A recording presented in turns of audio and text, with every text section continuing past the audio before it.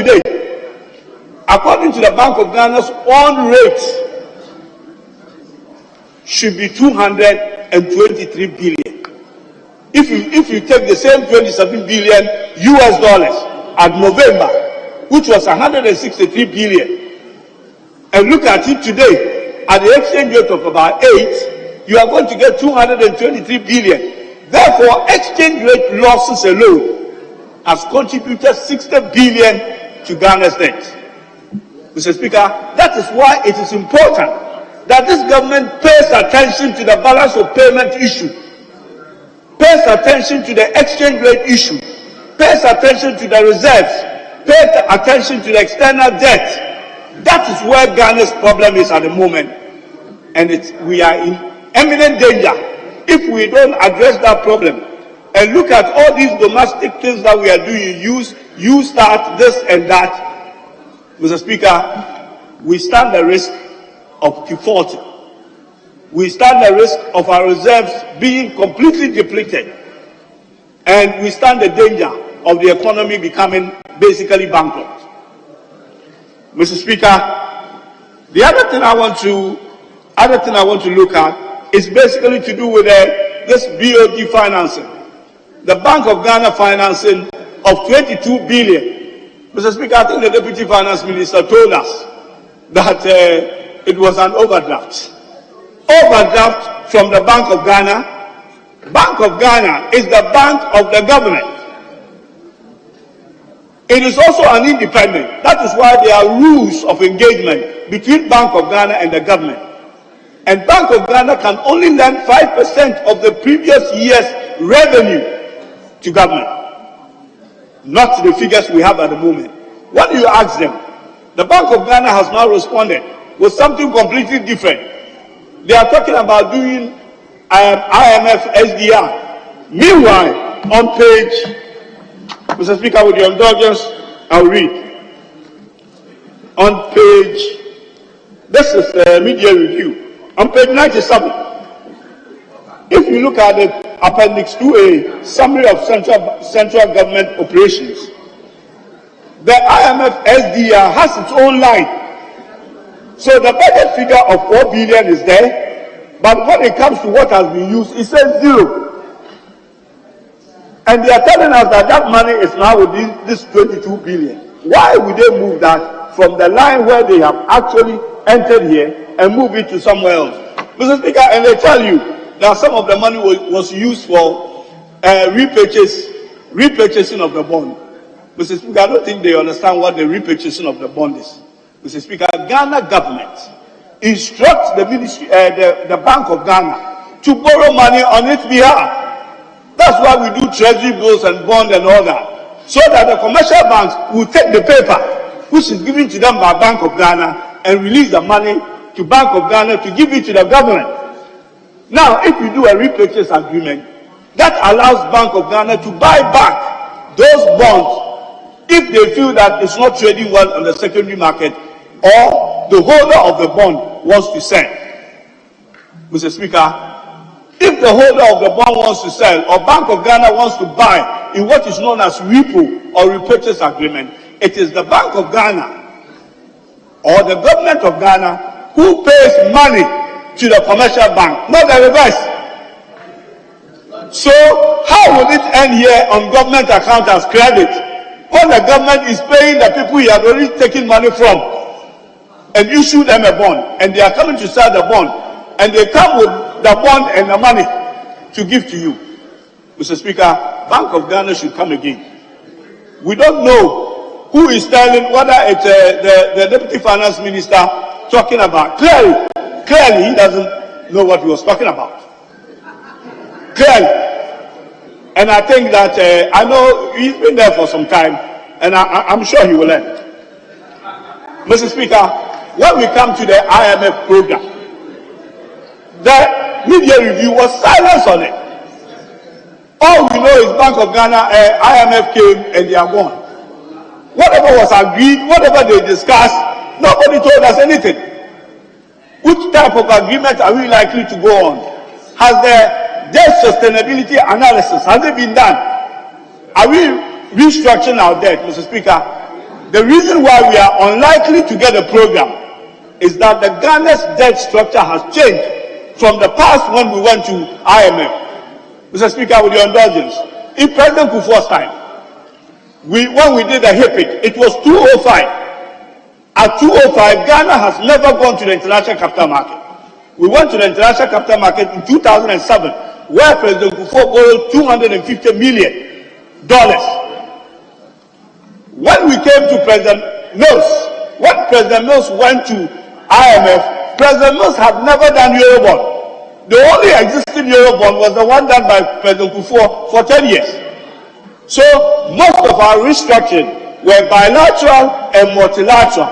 We have never restructured debt in the capital market because that's a completely different ballgame that my brothers and sisters on the other side should understand.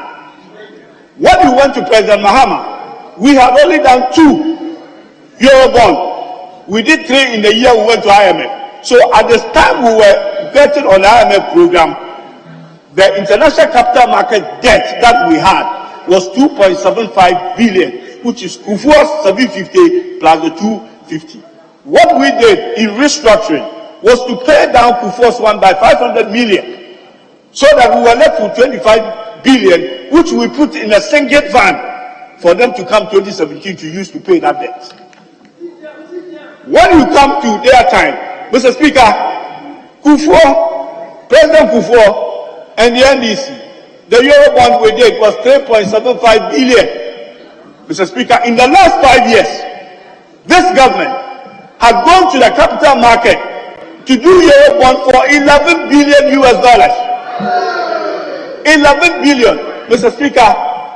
The Eurobonds that this government has done is 75% of all the Eurobonds that we've done, which is about 15 billion. Mr. Speaker, what have they done with the money? They ask what is wrong. What have they done with the money? Mr. Speaker, what is going to happen now, and what they haven't realized, they have already downgraded us. The capital market is not the same as multilateral loans, which is a country and then the likes of World Bank. It's not the same as bilateral loans, which is country to country. This is to do with the capital market. When you go there to restructure, Mr. Speaker, we have something that they become familiar with. They call them the rating agency. They are waiting for them. What will happen is that our debt will be further downgraded. Therefore, our bonds becomes a junk bond. Now, how do you refinance a junk bond? Your situation today is worse than it was yesterday. So the debt that you are restructuring, which was yesterday debt, when you had some credibility left, now you have none. So you cannot borrow cheaply today to service a debt that is cheaper the last time round. You borrow expensively to be able to do that. And that will make it impossible when our debt becomes unsustainable. And when we cannot restructure our debt, Mr. Speaker, we might not get on an IMF program. They will come and, as they always spend things, and nicely tell us that they have agreed with the IMF just to take a technical assistance, but they won't take any money. Just like they came here to tell us, take money. Mr. Speaker, I want to end with windfall. I think many a times, I can see Honorable Jinapo, there has been this debate about whether Ghana is a net importer or a net exporter. And I say it doesn't even matter. I think Honorable Jinapo settled that issue. That Ghana is actually a net exporter of oil, not net importer. For that reason, they were telling us that they cannot have any reserves and they don't have any windfall. We were asking them to use windfall to support the consumer at the pump. They said there's no windfall. What oil prices are around 100. Mr. Speaker, all of a sudden, 3 days ago, the finance minister came here to say that they are now getting a windfall. And the reason why he's not asking us for money is because he's getting this windfall. Mr. Speaker, where did he get the approval if there is a windfall to spend it? The windfall is not in 2022 budget. It was not provided for. Nobody knew what the oil price would be. Mr. Speaker, the question I want to ask is, from the beginning of the year, what oil prices have gone above 120 to first half of the year, what have they used that windfall which all of a sudden they have discovered.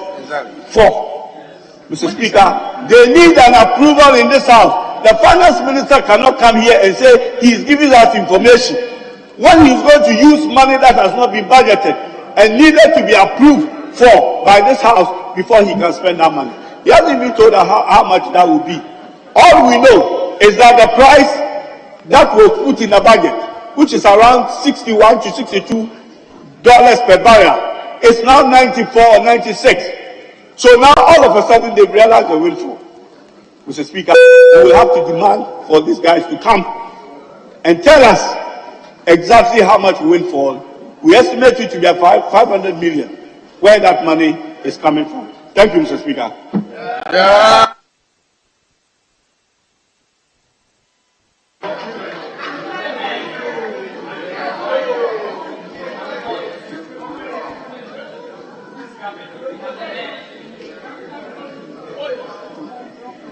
Well, honourable members, I granted the honourable member more than 8 minutes.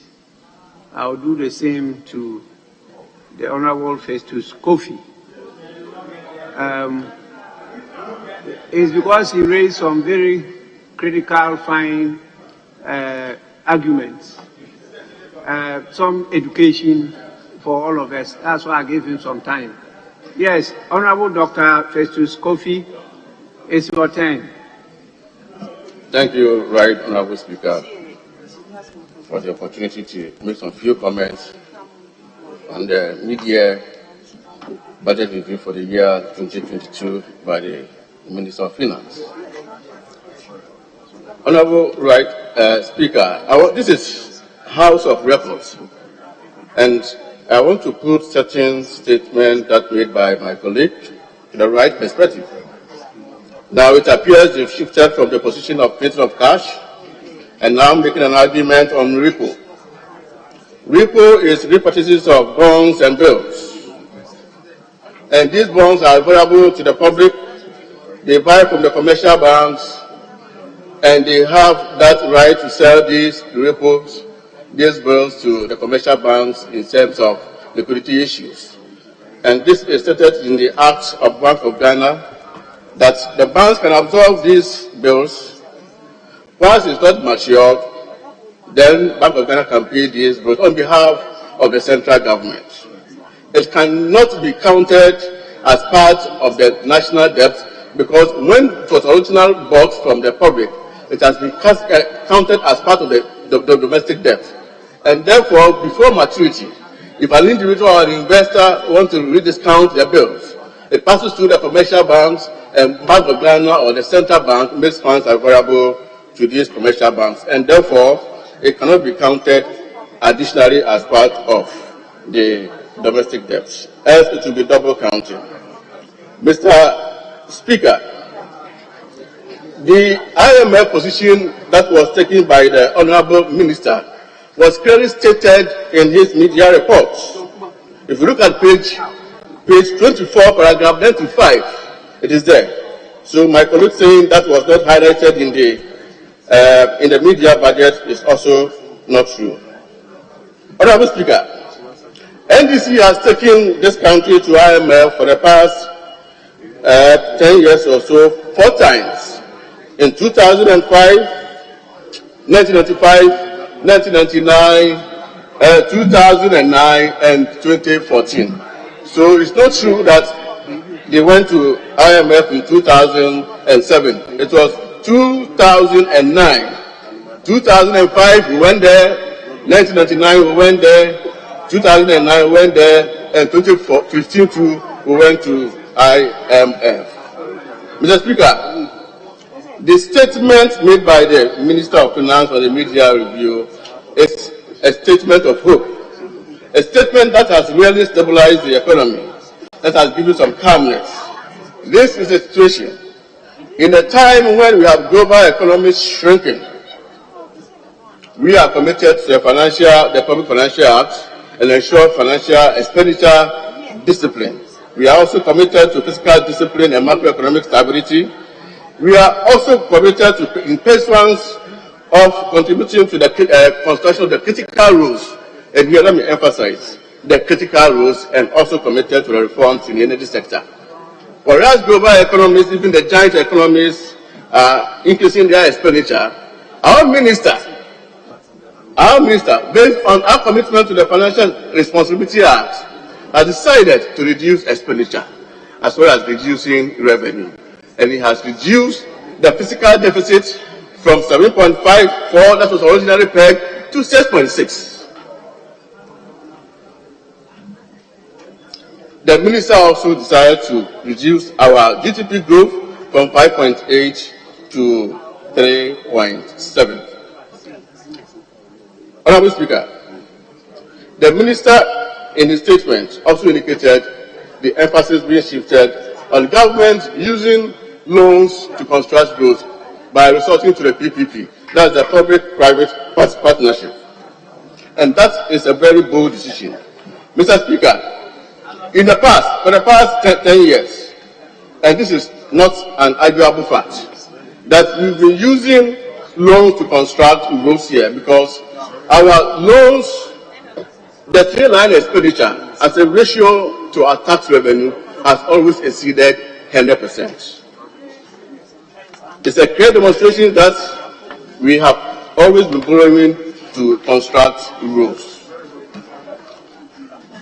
From 2012 to date, we have exceeded 120, and in some cases, it's about 140. 2010, 105, and that was the minimum.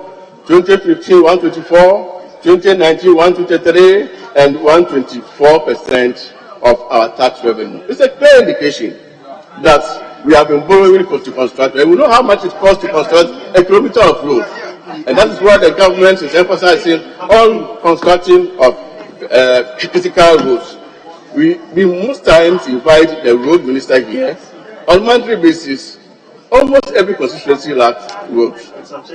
It's very difficult and extremely impossible for us to construct all the roads in this country, unless probably we have admitted that we want to balloon our debt position.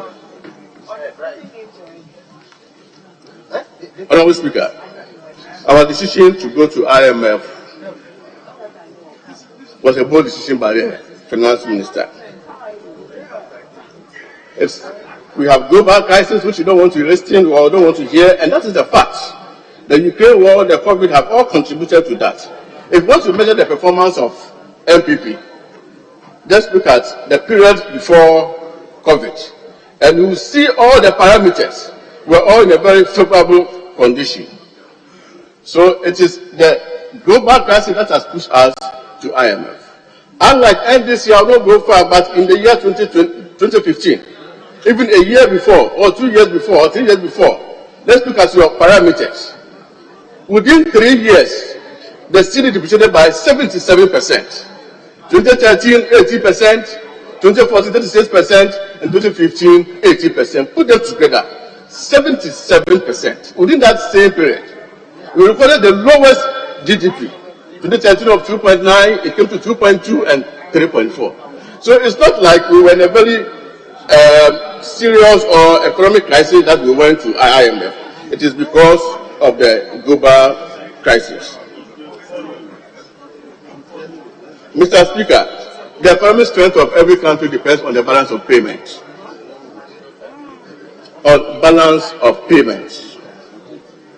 We have in the past been accruing surpluses on our external fronts. 2020 was 2 billion, it reduced to 1 billion last year, and as we speak, as of June, it was 330 million. The current account and the capital account also saw some upsurge of some inflows. The overall balance, which was positive about 2.5 billion last year, reduced to 2.4 billion a deficit. This is as a result of the global crisis. If we want to really measure the position of Ghana relative to what is happening in the sub-Saharan Africa, most of the countries in sub-Saharan Africa recorded negative balance of payments. You can mention Benin, Zambia, Tunisia, Tanzania, South Africa, Sierra Leone, Senegal, Morocco, and other countries. They all recorded negative balance of payment. In terms of current account to GDP, here where Ghana will stay, negative 2.1 from 3.1. Nigeria, a giant company, that is almost about 5 times of Ghana's economy, recorded negative 2.8% as against the previous year of 4.2. Cote d'Ivoire, Benin, Tunisia, Gambia, if you look at the percentage, it's well above that of Ghana. So it's a clear indication that Ghana is still a strong economy, and if you want to measure it by whatever parameters, be it in terms of payment, balance of payment, interest rates, and whatever what we can call it. And that's the decision why we think that Ghana is still a strong economy. And we cannot sit down for all these gains that we have gained, the interest rate, depreciation of the cedi and inflation to be lost. So our decision to go to IMF is to stop all these losses to the company. Mr. Speaker, thank you very much for these few comments on the media possible. Thank you.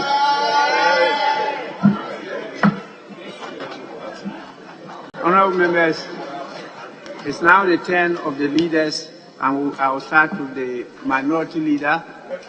I will allot 20 minutes each. 20 minutes each. Who said 30? I should say 30. So that two of you will take 1 hour. 1 hour. 20 minutes. 20 minutes. Yes, minority leader.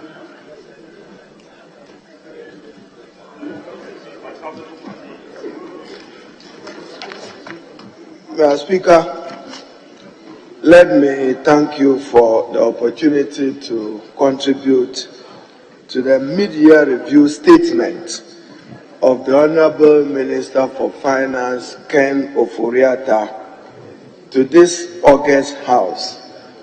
And Mr. Speaker, to note that he was in compliance with Article 1798 of the 1992 Constitution, and more importantly, Section 28 of the Public Financial Management Act, which requires him to come before this August House to report. Mr. Speaker, yesterday I had the rare privilege to listen to Chachuchi Kata in a lecture, and I intend to contribute to this debate, borrowing 3 highlights for the purpose of this debate. 1, my disappointment in the Honorable Minister for Finance, that his mid-year review offered no hope to the Ghanaian populace who are reeling under unparalleled hardships as a result of the failed policies of President Nana Addo Dankwa and him, and that this hardship extends to the ordinary Ghanaian. Mr. Speaker, businesses are suffocating and collapsing under the bad policies of this government. They just can't turn around.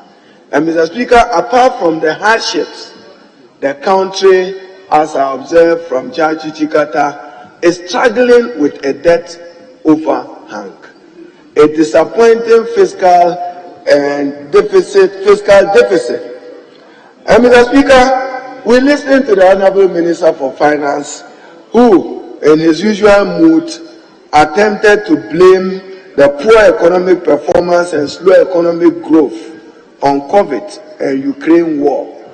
What he must remember is that long before COVID and the war, he himself had passed a vote of no confidence on himself. Refer to paragraph 207 of your 2020 budget statement. Instead of the double-digit economic growth that they promised in their manifesto of 2016, the minister himself projected the GDP growth will fall from 7% in 2019 to 6.8% in 2020 to 4.9% in 2021 and 4.6% in 2022. This was your own projection even when there was no Ukraine war.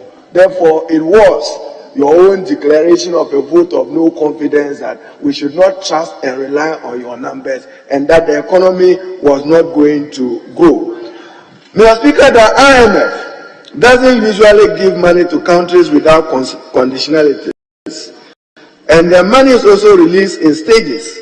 That is what happened in 2015 when Ghana signed onto an IMF program.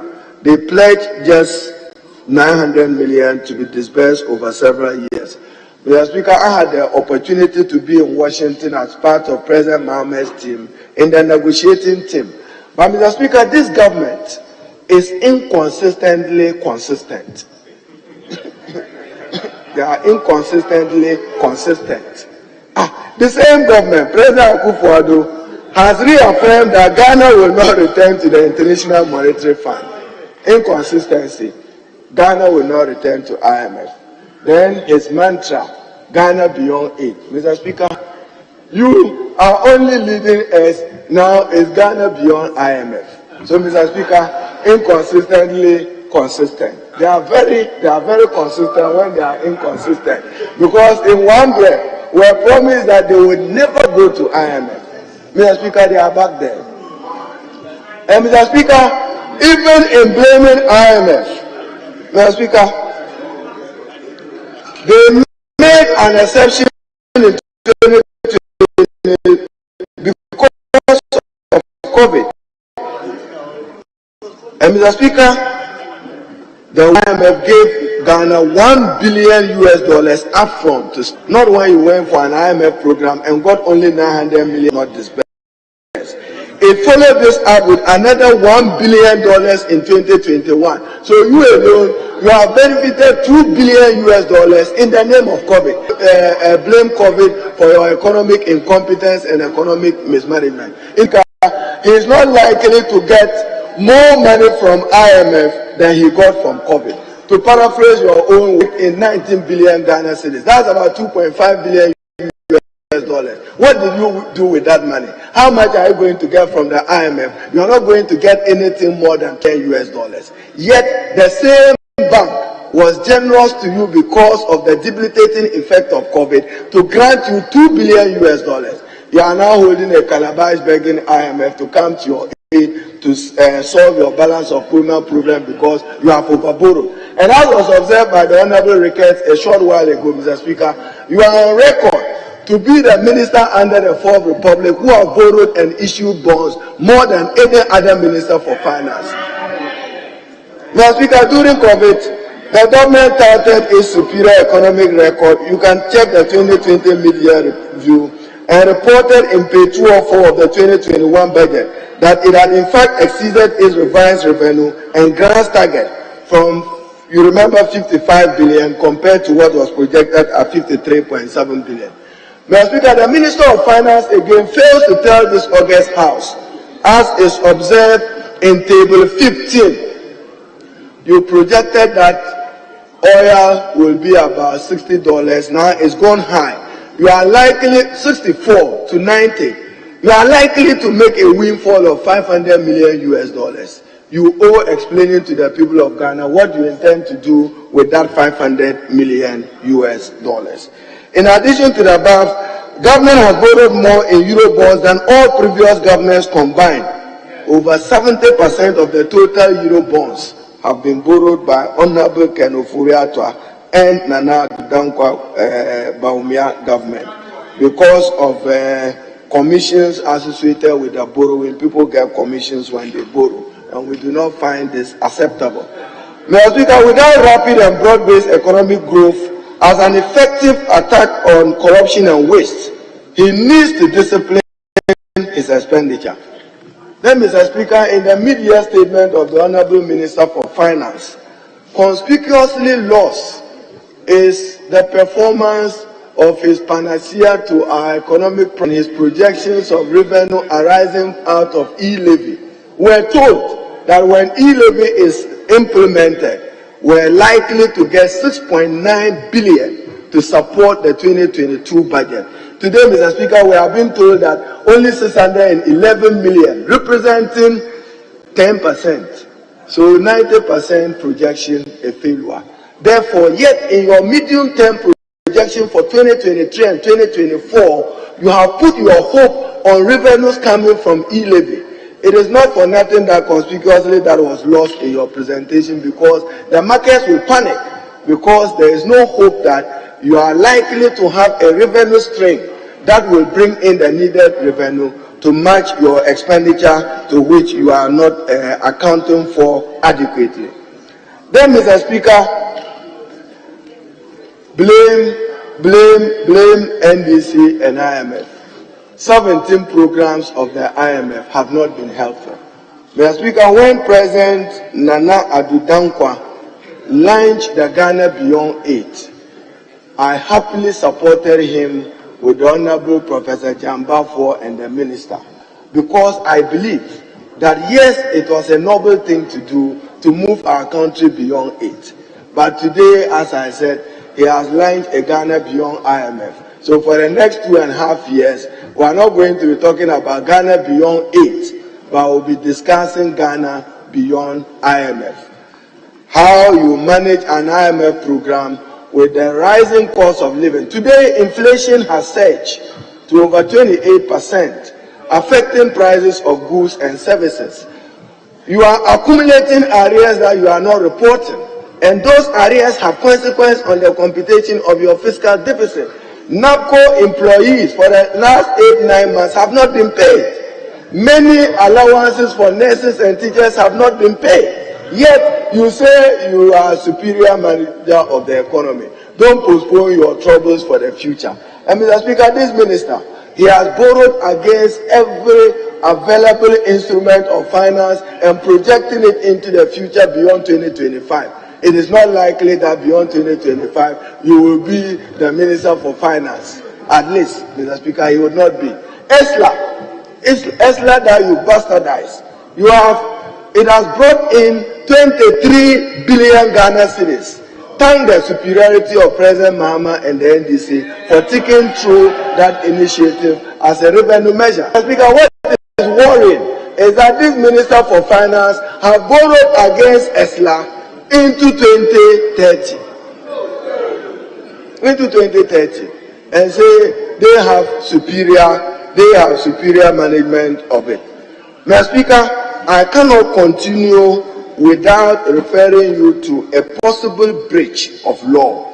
And Mr. Speaker, we take that matter very seriously, and I should refer you to the Bank of Ghana Amendment Act of 2016, Act 918. And in particular, as I listened to the Honorable Deputy Minister for Finance, John Kuma, make public utterances that government took an overdraft. What are you taking overdraft for from the Bank of Ghana? In any case, then, Mr. Speaker, I read, and Mr. Speaker, that is why I believe that per the provision of Article 1798 of the Constitution and Section 29 of the Public Financial Management Act, I do not think that the Minister for Finance Media Review should come and merely make a statement and walk away with it. For instance, interest payment will increase from 3.4 billion to 4.1 billion. That is why you reported 37 billion. Let me quote you right. 37 billion to 41 billion. Now, under appropriation, we appropriated for the purpose of interest payment 37 billion. I hear someone wanting to argue that you are still within appropriation because he's looking at the whole sum of appropriation. No, we appropriated for you 37 billion for the purpose of interest payment. If you are increasing it to 41 billion, Mr. Speaker, it is my considered opinion that he needs parliamentary approval, not statement. That is my view. And you can look at Article 1798 well and read Section 29 of the Public Financial Management Act. At worst, he is to report. But Mr. Speaker, I'm more interested in the minister being in breach of law with the Bank of Ghana, and we should hold them further to come and explain to the people of Ghana this 22 billion that the Bank of Ghana is now explaining.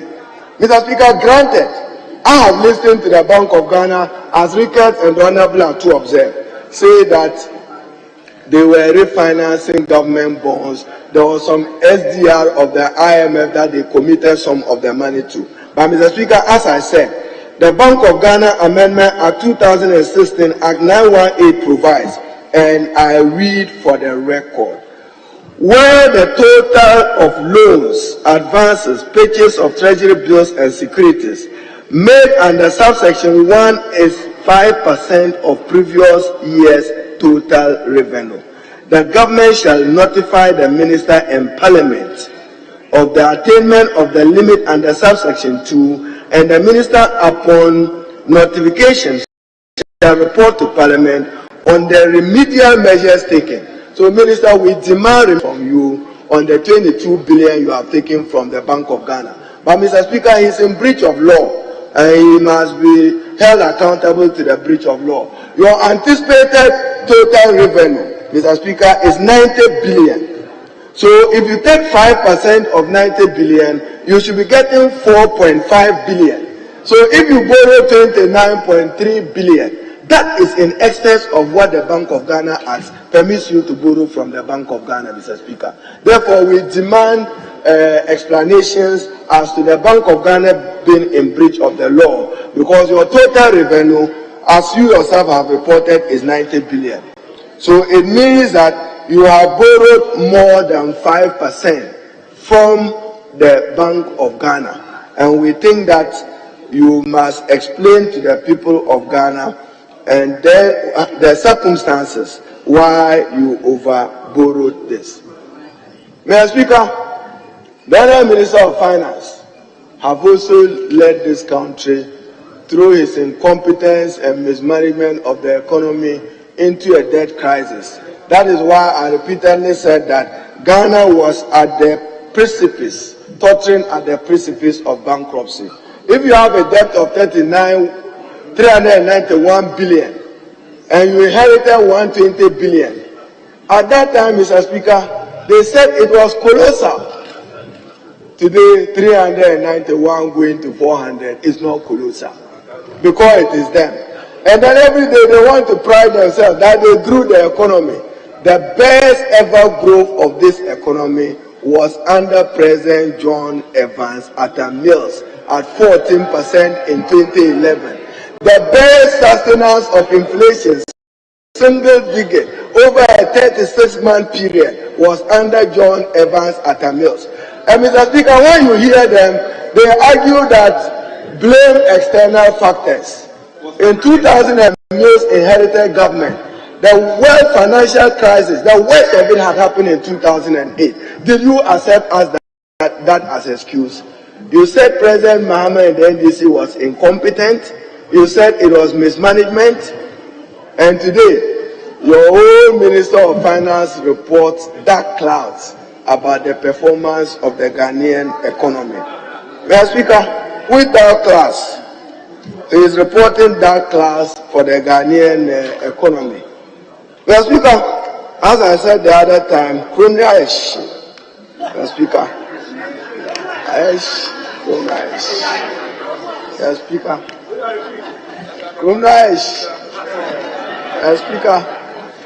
Mr. Speaker.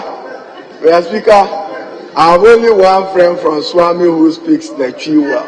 Come and translate it for me. But Mr. Speaker, it means, as the Honorable Atu Forson commented, the center cannot hold.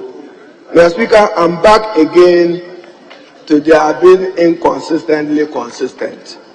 You know, the road minister is my very good friend. But when you see the Minister of Finance put him in those contradictions, then I get worried. Mr. Speaker, if you go to paragraph 57, about page 31 to 35 of his media statement, he is now talking of public-private partnership agreement. He is now talking of public-partnership agreement and talking about tolling roads. We told them so when they said they were abolishing roads. You are going to create unemployment for persons whose livelihood were built against road tolls. We are happy that you are back to it. You are talking about motorway, or you are talking about Kumasi, Sawam, Accra. Mr. Speaker, we will be vindicated by the Hansard. It was our argument led by our team, ranking member for finance and roads, that road tolls throughout the world, you will have to use it in order to be able to recoup long-term investment, because you have two options. You either borrow or you discipline yourself fiscally and spend less, or you rely on public-private partnership. You pass the Public-Private Partnership Act, and yet the policy bedrock, which you give birth to it, which is about tolling of road, you say you discarded it because you were hopeful that e-levy will save you. It has failed you. So go back to the rule too. Therefore, we are not surprised. That is why we say they are very consistent in being inconsistent, Mr. Speaker. They are. And when you get up, you say COVID, you got $2 billion US, it didn't save you. You think running to IMF will save you. Therefore, President Nana Addo Dankwa, Mr. Speaker, must prepare one of these days to launch a Ghana Beyond IMF program. When they said the NDC went to IMF because we were incompetent, we didn't know how to manage the economy. Mr. Speaker, so I reminded the majority leader that when you sing funeral dirges over a sick person and he wakes up, you lose your voice. They were singing funeral dirges over the NDC in our past and said that we won't do well. Mr. Speaker, on the sinking fund, at least President Mahama left behind the sinking fund. Even quoted on road tolls. Thanks to John Dramani Mahama and the NDC, which established the Ghana Infrastructure Investment Fund. It was supposed to be having a yield of 2.5% VAT. When you came, you took away even that revenue stream away from the Ghana Infrastructure Fund. But you have now come to appreciate the long-term thinking which went into it. Mr. Speaker, I should be concluding. As I said, I intended to do 20 minutes. But Mr. Speaker, again, this administration, without rapid and broad-based economic growth, as well as an effective attack on corruption and waste, the Ghanaian economy is likely to sink deeper into a deeper crisis than what appears to be in the mid-year review. Unfortunately, the review contains no new or credible initiative to meet these challenges. The government continues to confuse effort with results. It continues to state what it's doing without telling us how it has made a difference in the life of Ghanaians, such as a wage growth. So, Mr. Speaker, you say you have negotiated a COLA of 15%. At the time of the approval of the 2022 budget statement, you didn't anticipate that. That will mean that some commitment will have to be made for compensation. Yet in one breath you say, I don't need parliamentary approval. Yet we can assume, without fear of contradiction, that you are likely to adjust your compensation budget in order to respond to the 15% COLA that has been offered. Mr. Speaker, I know the public sector workers are waiting. With inflation at 28%, we should prepare for some foreseeable, unavoidable labor disputes and conflict which can undermine the productivity of the country and may affect the overall development of the Ghanaian economy. So, Mr. Speaker, he chose carefully to walk to this house in the name.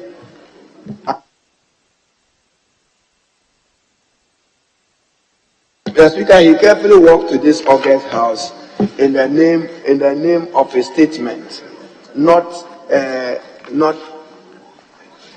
in the name of a statement, not motion. I'm sure carefully advised by the coach, so that he avoids that we will be avoiding debate on the subject. So, Minister of Finance, we are disappointed in your performance. You've disappointed even President.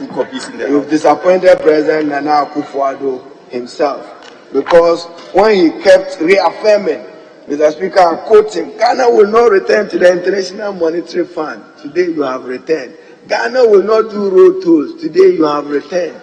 Ghana beyond 8. You are now Ghana running to IMF in a calabash to borrow.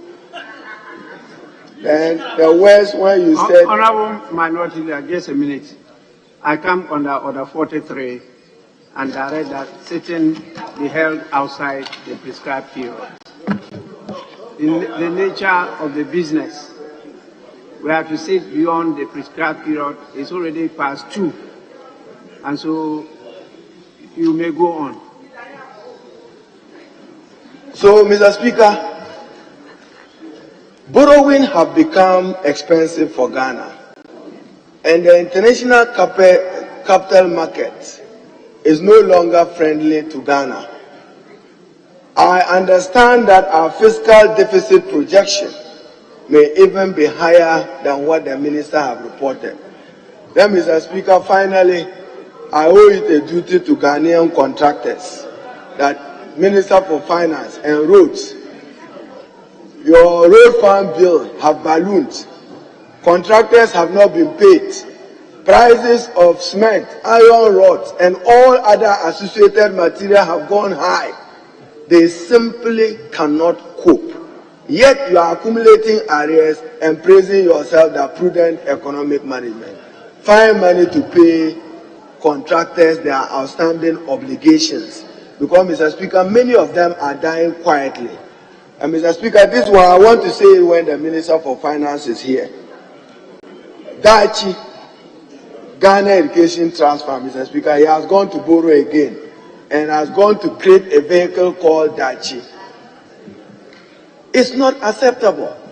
Get Fund operated, at least there is NDC MPP. Get Fund operated under President Kufuor. There is a board, there is management, and you are creating another vehicle and spending 100 million Ghana cedis on that vehicle. That can build a maternity block, and that can contribute to the Swami interchange. So, Minister for Finance, the Dachi which is working with Get Fund, we on this side of the house, we will take a very strong view, approving anything for Get Fund, if Dachi is not eliminated from that transaction, Mr. Speaker. Because for all intents and purposes, the minister is there, Minister for Education. The Get Fund has an administrator. The Get Fund has a board. And you are still passing money through Dachi to pay Get Fund contractors. Take NDC away. When President Kufuor was paying Get Fund contractors, did he pay through Dachi? Are you imposing a Dachi on us? Mr. Speaker, we are a responsible group. We appreciate that at least COVID and many other factors may have contributed to our economic state. But where Minister Ken Ofori-Atta is leading us, we are afraid, Mr. Speaker, he's not helping the president himself. And anybody who thinks that you can borrow 11 billion in the capital market within a period of 5 years, what for? How did we get here, Mr. Speaker? Is a question that we are asking. Mr. Speaker, finally, poultry farmers in Ghana and major persons who are engaged in the business of poultry, I fear that there possibly can be food insecurity in the country. Many of the persons involved in poultry feeds are complaining that foreigners are taking over their businesses. You say the food import bill is in the region of over $2 billion US. Is that Ghana beyond it? When you are still depending upon importation of food into the country. So, Mr. Speaker, I believe that the Minister for Finance and the President must engage. And they must engage through a national conversation on how to get Ghana out of the current economic crisis. Unemployment is unacceptably high. COVID and Ukraine will further exacerbate the unemployment problem in our country. Youth employment that you promise with your youth start, be disciplined with your expenditure and find money to pay nurses and teachers who haven't been paid for a long period of time. And Mr. Speaker, finally, flats. When I see the honorable attached here, then I remember that Works and Housing Ministry, they want money. When there is flooding, the excuse is that money is not released to support the Ministry of Works and Housing. So there is flooding in Accra, there is flooding in Kumasi. Works that have been done in that area have not been paid for. in the last 2, 3, 4 years since his days at the Ministry of Works and Housing. So, Mr. Speaker, I will end. How I wish, Mr. Speaker, somebody join me in singing. Nurses are suffering. Teachers are suffering. Farmers are suffering. Businesses are suffering. Women are suffering. It was their song when they were seeking power. So, Mr. Speaker, the danger to our country is that the public is losing faith and trust in the elected because of our lack of credibility and policy consistency. I thank you for the opportunity.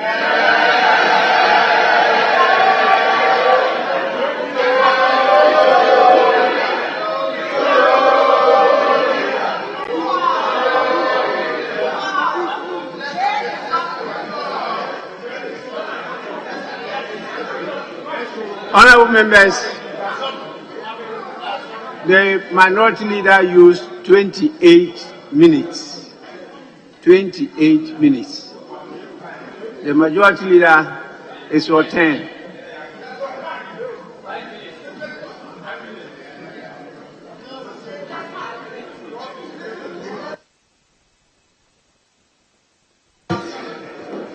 Speaker, thank you very much for the opportunity to wind up on the comments made by members from both sides of the House in respect of the media review of the budget statement of the 2022 financial year.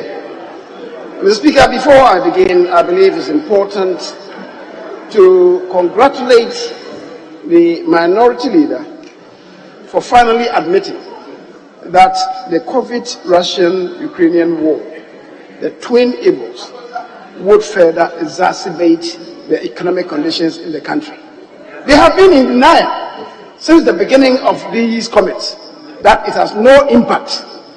COVID has no impact. The Russian invasion of Ukraine has no impact on the economy. Today, the chicken have come home to roost.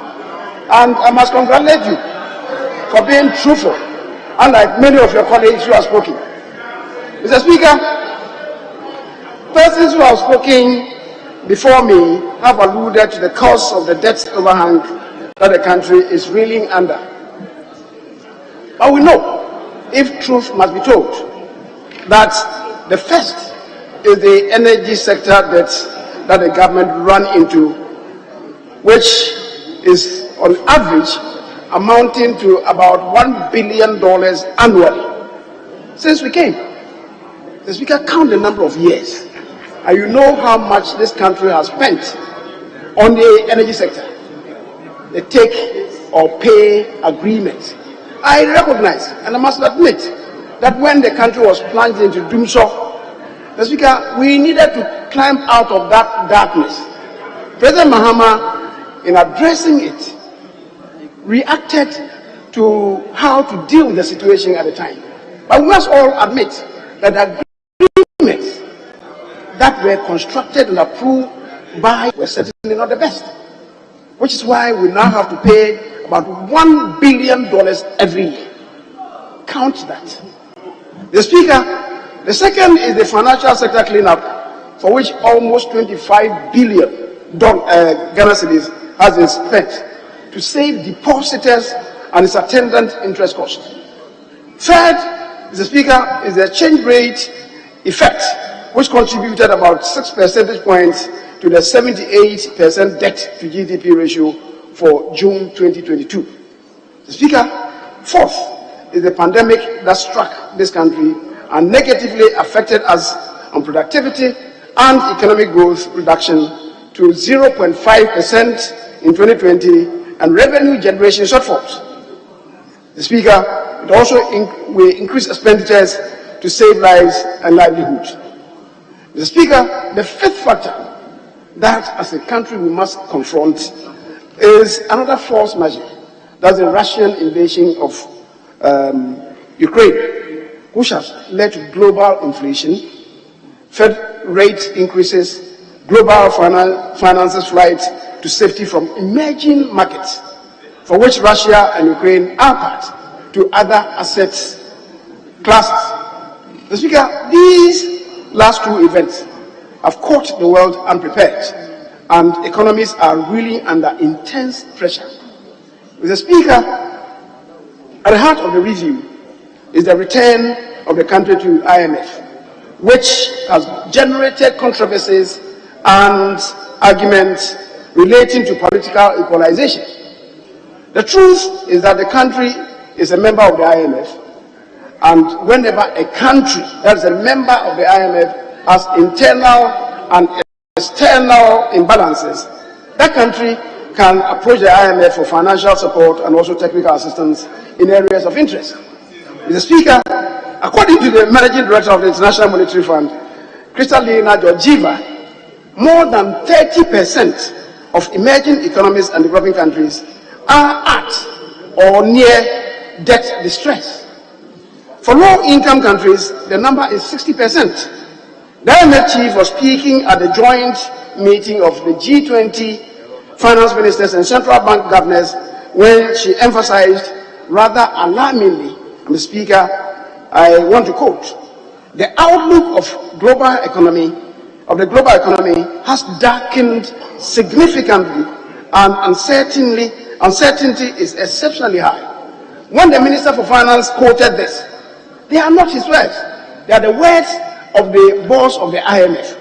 Mr. Speaker, clearly the difficulties that our country is suffering is not limited to Ghana.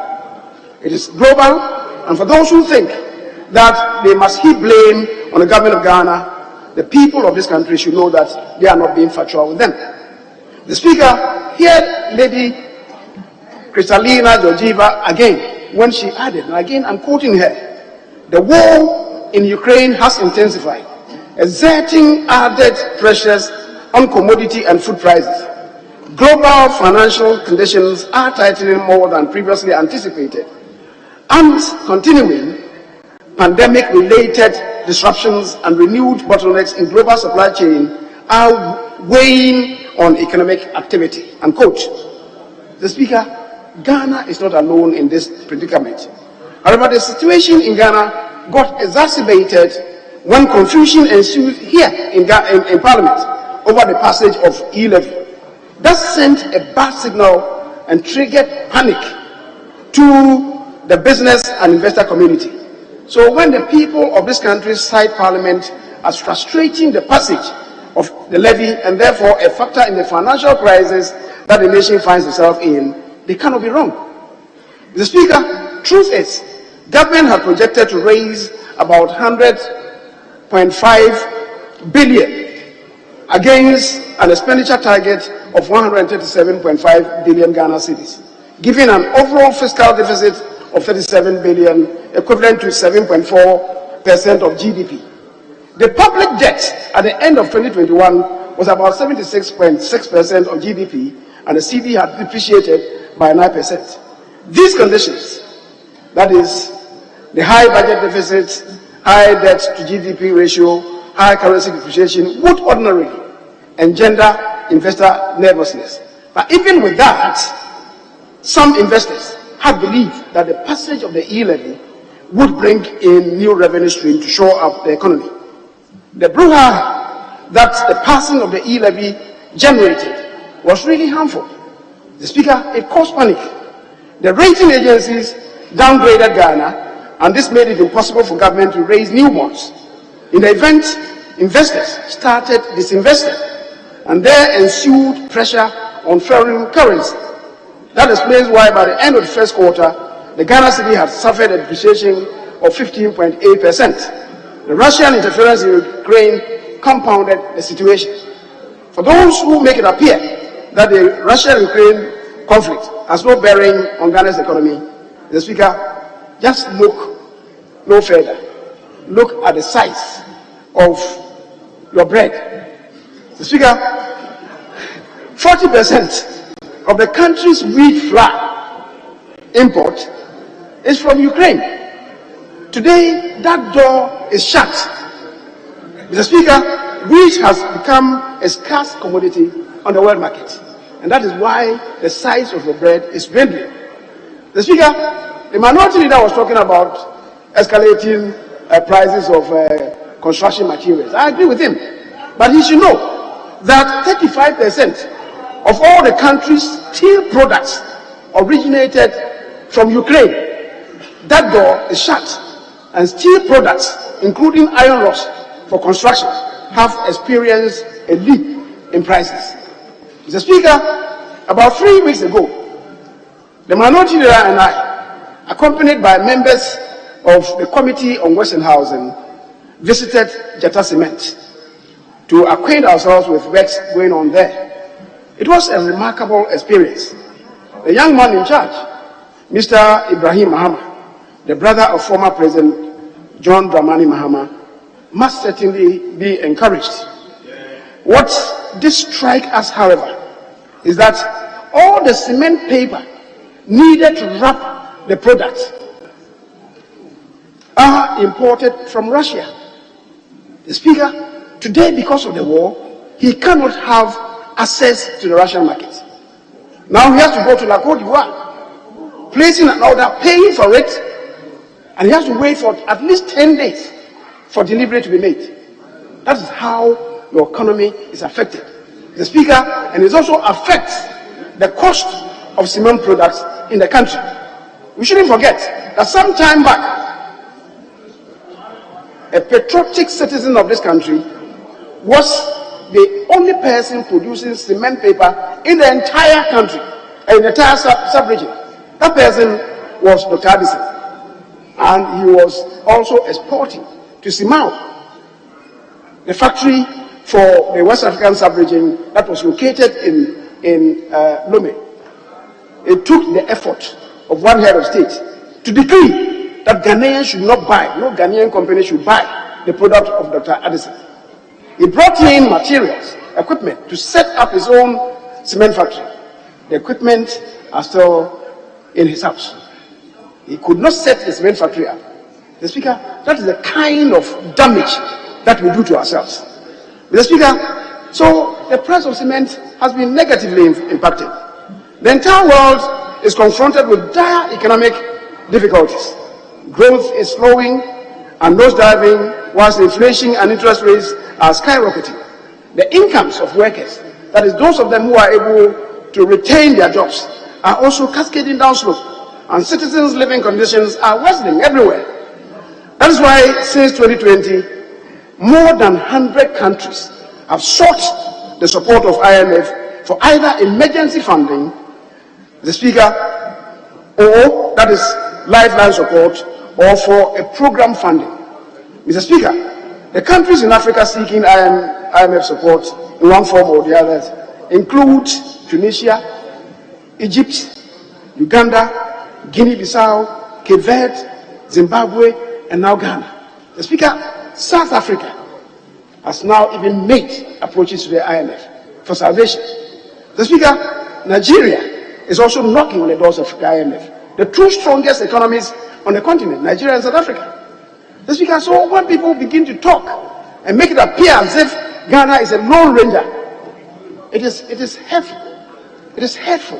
And it means people are not being factual or truthful, to put it candidly. The Speaker, equalizing the situation in the country today with what obtained in the Mahamian era is certainly farcical. Mr. Speaker, the conditions precedent in the two situations are diametrically opposed. Therefore, any attempt at equalization is simply ridiculous. It's an absurdity of the highest order. When the MPP in minority criticized the NDC for embracing the IMF, we did so justifiably. The Speaker, the reason is this. As the minority leader indicated, Ghana in 2011 was one of the highest growing economies in the entire world, having registered a growth of 14% as a result of oil money coming into the mainstream revenues for the first time.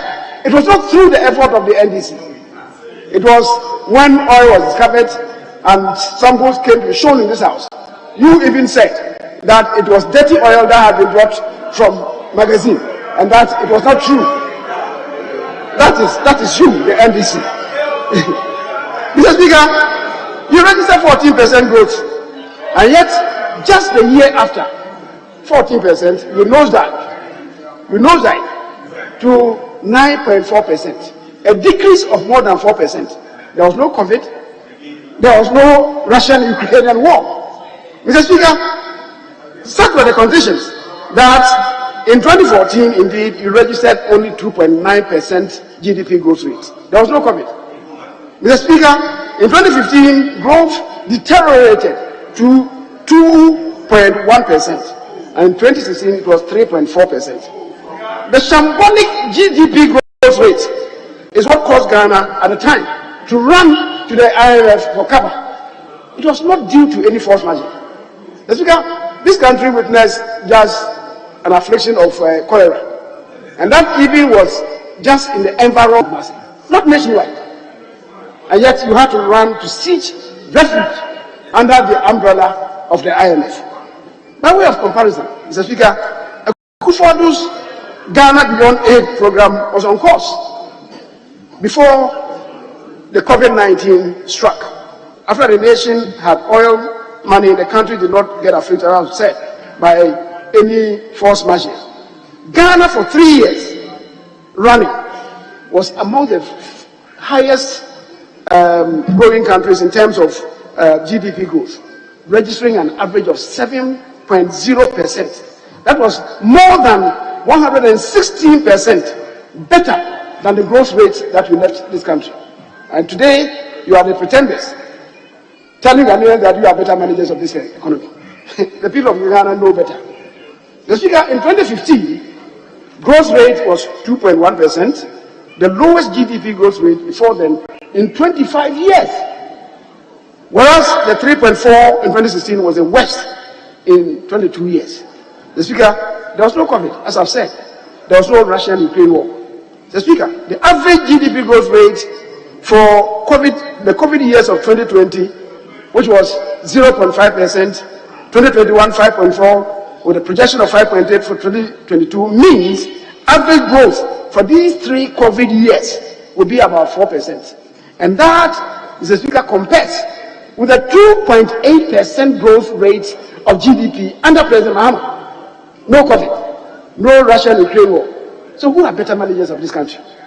Mr. Speaker, under President Mahama, the Bank of Ghana prime rate shot up to 25.5%, whilst interest rates shot up to 28%, and lending rates were between 33 and 36%. That was in 2016. Under Akufo-Addo, Bank of Ghana prime rate climbed down from 25.5 to 12.5 in September 2021, which was the lowest in 10 years. Admittedly, by June 2022, it had risen to 19.5% for reasons that did not need restating, but still better than the 25.5 under President Mahama. The Speaker, President Mahama bequeathed to this nation an inflation rate of 15.5% in 2016, which under Akufo-Addo was brought down massively to 7.2% in 2021. That was unprecedented. That was unprecedented. Mr. Speaker, that was the lowest in 20 years. Mr. Speaker, one must admit that by June 2022, inflation had climbed up to above 28%. Ghana is not alone in this. Mr. Speaker, in the most industrialized country on earth, the United States of America, inflation as of May 2022 was 8.6%, the highest in 40 years. Today, it's climbed up to 9.1%. It's climbed up to 9.1%. The UK inflation is 9.1%, also the highest rate in 40 years. The European Union average is 8.1%, also the highest rate for 40 years since the creation of the Eurozone. Mr. Speaker, indeed, inflation spiral is not unique to Ghana. It is most ingenious to compare the economic performance of the UEMOA countries in West Africa to that of Ghana, as some of my colleagues on the other side have tried to do, knowing very well that their central banks are bond-backed by the Central Bank of France. So it's incomparable. The Anglophones don't compare with the Francophones because of what France does for them. The Anglophones, the Anglophone country, we are on our own. So people should understand this. And when we see people trying to engage in this, either it's for mischief purposes or they don't understand what they are doing. Mr. Speaker, under Mills Mahama, the cedi depreciated from 1.2 Ghana cedi to equivalent to $1 to in 2009 to 4 cedis 30 pesos by December 2016.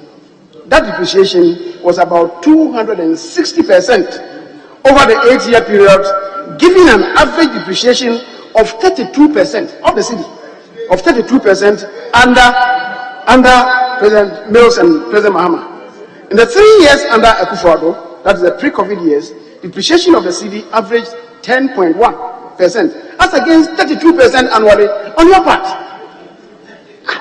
Can't you see these things and speak to them? Mr. Speaker, that even today it is 7.85 to $1. That we must admit, that is from 4.30. That even with the twin devils of the pandemic and the Russian-Ukraine conflict and the direct cascading effects on the country's economy, the rate of depreciation of the cedi thus far, at the 5.5 years of Akufo-Addo's government, is 81.4%, which gives a 15% depreciation per annum against the 32 annual depreciation under President Mills and President Mahama.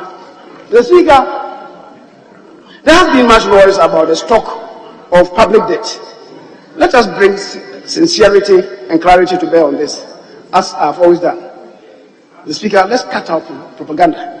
In December 2008, when Kufuor was leaving office, the public debt stood at 9.5 billion Ghana cedis. For 8 years under Mills Mahama, the debt escalated to 122 billion. In other words, the debt stock had risen by 1,184%. On the average, the annual rate of debt accumulation was 148% on the average. Mr. Speaker, under Akufo-Addo, the public debt has scaled up from 122 billion to, as we speak today, not even the 391 that you're talking about, but 393 billion. 393 billion.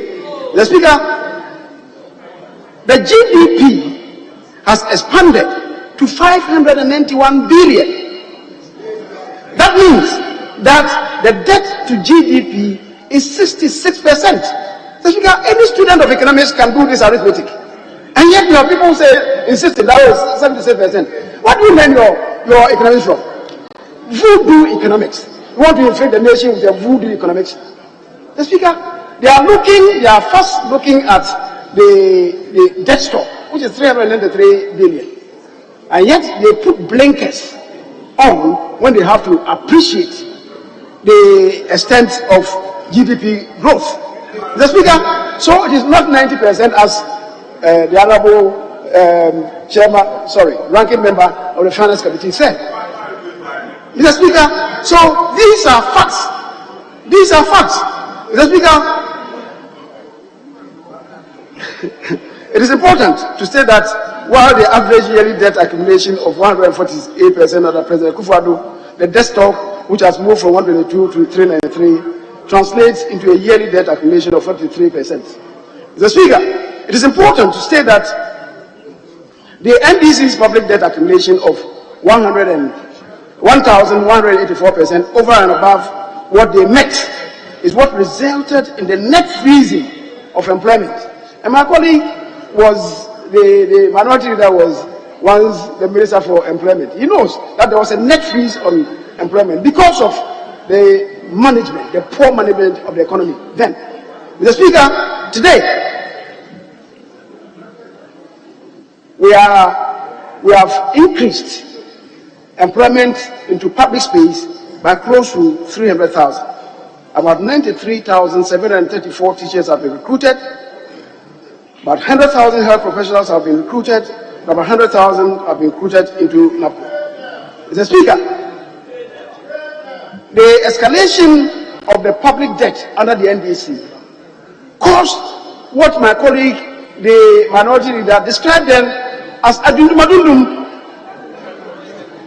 It was the poor management of the economy that resulted in that. There was no force majeure. There was no COVID. There was no Russian invasion of Ukraine. For 4 years, Mr. Speaker, because of the shambolic management of this country, for 4 years, blackboard chalks could not be procured for students. And it took the second lady at the time to cry out to teachers that they were not going to supply them with chalks. The teachers should make their own arrangements to have chalks procured for them to enable them to teach. Mr. Speaker, the Ghanaian people have not forgotten this. Under Akufo-Addo, 48,000 teachers, teacher trainees have had their training allowance restored. Arabic instructors have had their allowances restored. Mr. Speaker, with the country reading under the 1,148 and 84% debt accumulation under President Mahama, NHIS was on the verge of collapse. Akufo-Addo has been able to revive it significantly. When redenominated in dollar terms, the total accumulation of debt under Mills and Mahama translates to $37 billion.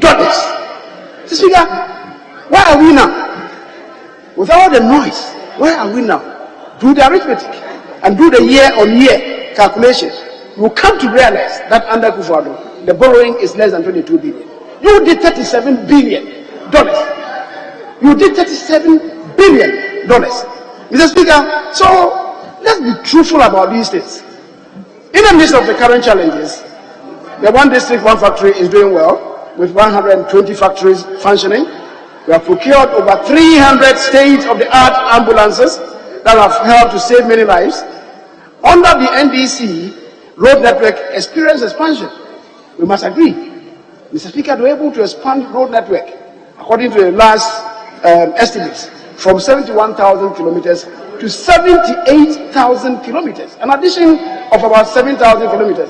The NDC must be applauded for what they did.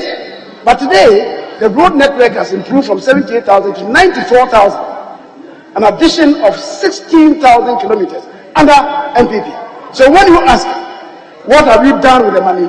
This is one of the things that we have done with your money. Mr. Speaker, under Akufo-Addo, health facilities, including Agenda 111, are being developed.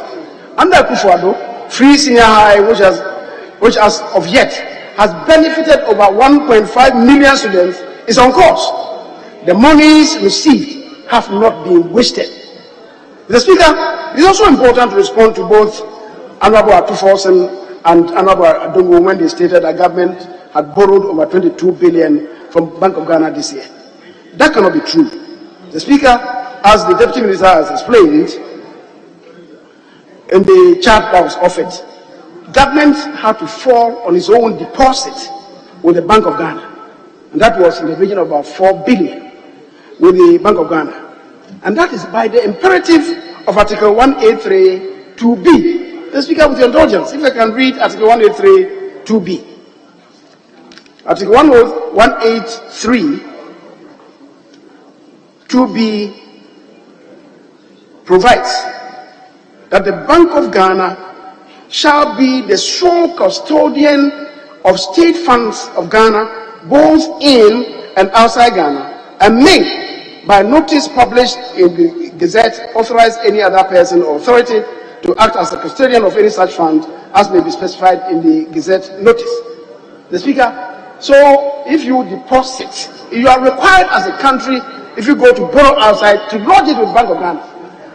My colleagues on the other side are surprised at this.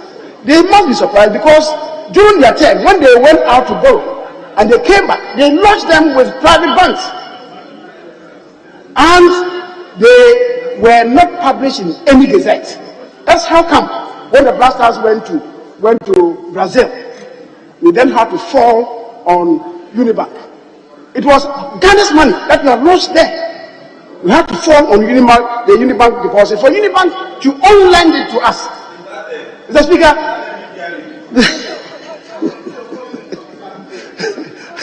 My colleagues asked me whether it's part of media review. It's part of it because when we take our own money from the Bank of Ghana, you are surprised. And you are saying that, oh, we have borrowed and printed money. Mr. Speaker, you need to understand that that certainly is not the case. Mr. Speaker, when they said that we are printing money, we have printed 22 billion, the Honorable BizTech is here. Mr. Speaker, I believe that statement that they made without any justification, that, oh, Bank of Ghana was printing money to save the country. In the revolution days, it would have been considered as anti-country statement.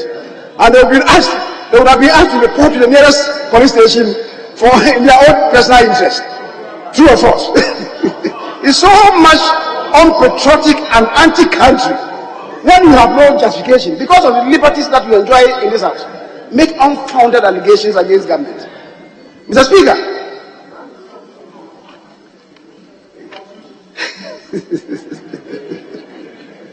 Mr. Speaker, as I said, we spent 25 billion to clean up the banking sector due to the operation of some glorified Ponzi schemes that you superintended and pretended they were banks and duped the good people, the good unsuspecting people of this country.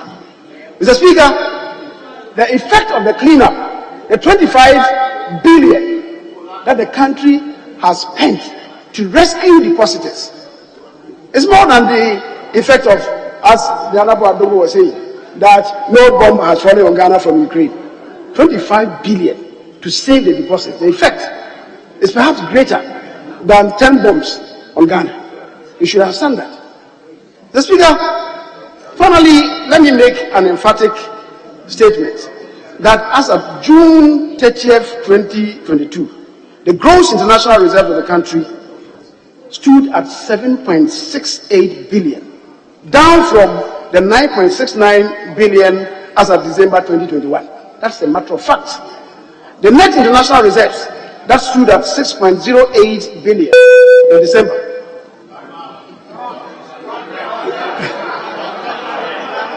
Mr. Speaker, I'm watching myself, and I know, Honorable Majority Leader, you have used over 30 minutes now. Grace period of 3 minutes, and I wonder. 3 minutes, and I wonder. Mr. Speaker, as I was saying, the net international reserves stood at 6.08 billion as of December 2021. As of yet, it's 3.58. Those people who spoke earlier mixed up the two, gross and net. The two are not the same. The Speaker, it is also important to talk about oil, so-called oil windfall. Yes, we projected $64 per barrel. But for anybody to say that we should have a windfall, that person does not even understand energy politics. Mr. Speaker, this country is a net importer of crude oil. What is the daily consumption? On daily basis, we consume 120,000 barrels. So for 3 days, you will consume 360,000. What is the share of Ghana in the production, in the oil fields? It's less than 200,000 for 3 days. So whoever says that we are a net exporter of oil doesn't even know what he's talking about. Mr. Speaker, by way of conclusion, it's important to admit that the economy has come under some distress. The government that lifted GDP growth rate from 3.4% in 2016 and doubled it in the first year knows how to stabilize the system. We have the track record of lifting the country from the doldrums. The NDC has a track record of afflicting the economy with Hodgkin's disease, Hodgkin's lymphoma. And wherever we enter the scene, we provide the resuscitation that the economy needs. The people of this country know who the better managers of this economy are. The Speaker, action speaks louder than words. And I believe the people of this country will not be deceived by fancy talkers. The Speaker, into 2024, the strength of the economy would allow people to make informed choices based on relevant information, not on propaganda. The Speaker, I thank you very much for your indulgence.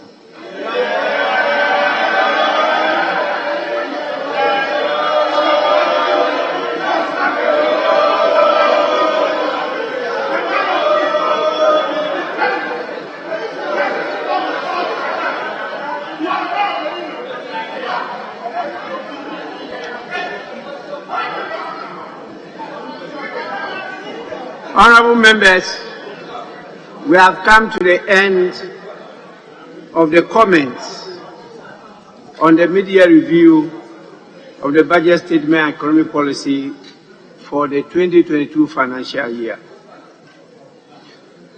I want to thank all of you for your contribution in the nature of comments and sometimes debate.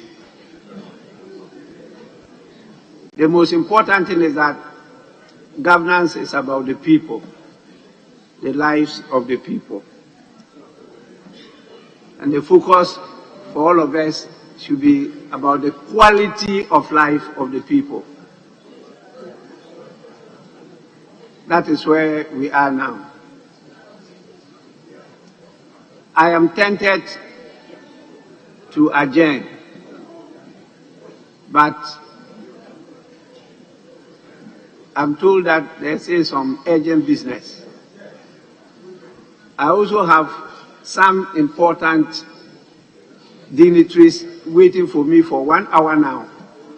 And so I will be handing over to the First Deputy Speaker to continue with the business of the House whilst I attend to the guests. In the meantime, we'll move on to, yes, Majority Leader. Speaker, I thought, don't worry, we will do the motion. We'll do that. But I was just saying that, as is usual, if the Minister could be granted little space to express gratitude to the House for the comments that have been made. I thought we had gone past that. Anyway, yes. Mr. Speaker, I thought with the cheers and the good news the majority leader said, he was going to move a motion that we were withdrawing from the IMF. No more IMF, thank you. I myself observed the Minister for Finance stand up and applaud you. So I didn't expect that the Minister will be making comments again. That is why if you go through our processes, once I go on to say that we've come to the end, I wasn't expecting the Minister to make comments again.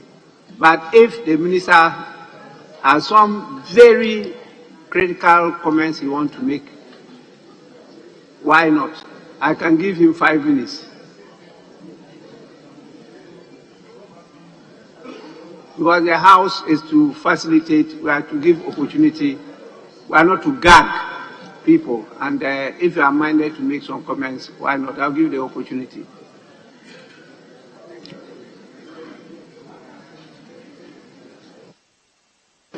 Thank you very much, Mr. Speaker, for your graciousness.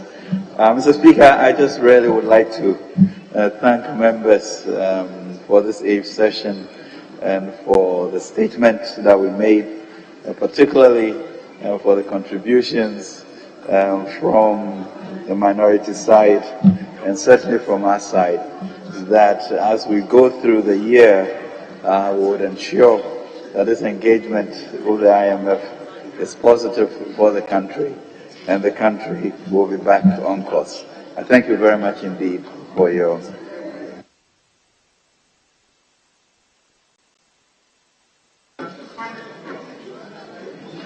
Minister, thank you so much. This is the reasons why our Parliament has been graded the most open and transparent Parliament by civil society organizations. Yes, among the lot, our Parliament has been given that award as the most open and transparent Parliament. So I want to commend members for this achievement. We'll move on to item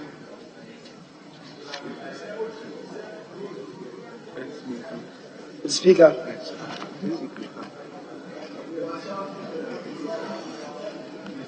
Item 57. 57. 57. Yes. Honorable members, item 5-7 at page 43. Page 43 of the order paper. Motion. Chairman of the committee. Thank you, Mr. Speaker. Mr. Speaker, I rise to move that the procedural motion listed as item 57 on page 43 of today's order paper be moved today. I so move. Any seconder? Yes. Right, Mr. Speaker, I second the motion. Motion moved and seconded. It's a procedural motion. I put the question. Those in favor say aye. Those against say no. The motion is carried. First Deputy Speaker to take the chair.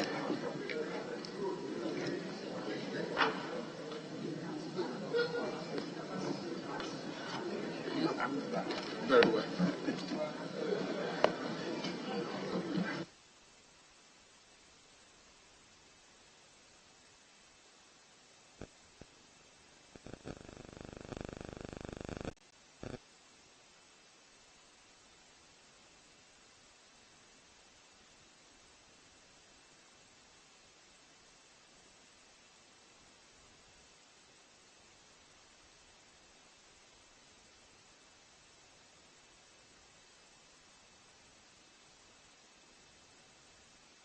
Very well. Honourable members, we'll continue with the motion, item 58, by the chairman of the committee. Thank you, Mr. Speaker. Mr. Speaker, I rise to move that motion number 58, listed on page 44 of today's order paper, be adopted. In so doing, I would like to present your committee's report. Mr. Speaker, your committee met the officials from the Ministry of Roads and Highways on the 19th July 2022 in respect of the commercial agreement between the Government of the Republic of Ghana, represented by the Ministry of Roads and Highways, and Rango Construction Company Limited for an amount of 140 million euros for the design and construction of phase 1 of the Swami interchange and ancillary works at Kumasi. Mr. Speaker, paragraph 3.0, paragraph 6.0, paragraph 7.0 of your committee's report captures the background of the project and the scope of the project and the observations of the committee. Mr. Speaker, in conclusion, your committee, after going through the various documents submitted by the ministry, were satisfied that the project or the commercial agreement sits within the remits of the request, and therefore we want to urge the entire House to unanimously approve this report or this commercial agreement in order to allow the ministry to carry on with the works that have been stated in the report. I so moved, Mr. Speaker. Yes, Honourable Ranking Member. Right, Honourable Speaker. I thank you for the opportunity to second this motion, also make these few comments of my own. Mr. Speaker, I am very happy to support this motion, partly because anytime we see government making efforts to improve infrastructure, it is to the benefit of all of us. I've always said that when you build roads in one community, it is not for the benefit of only that community. Roads anywhere leads to everywhere.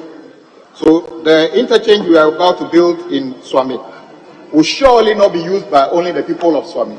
Indeed, the data from that study shows that the runabout situation there currently is not fit for purpose. We need a great separation.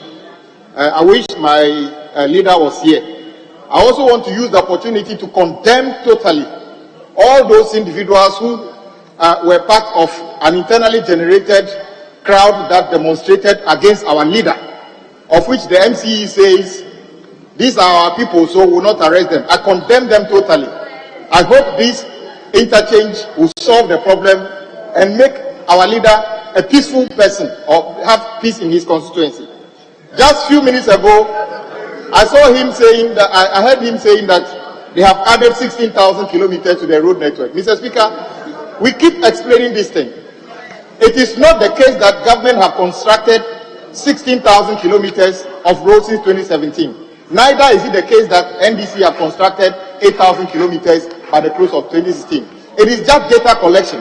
So even if it's a foot pass, but any of the agencies under the ministry capture them under their fold, it is considered as road. Then they can program them for improvement and other things. So let no one feel that when we say from 78,000 to 190,000, it means we have done anything.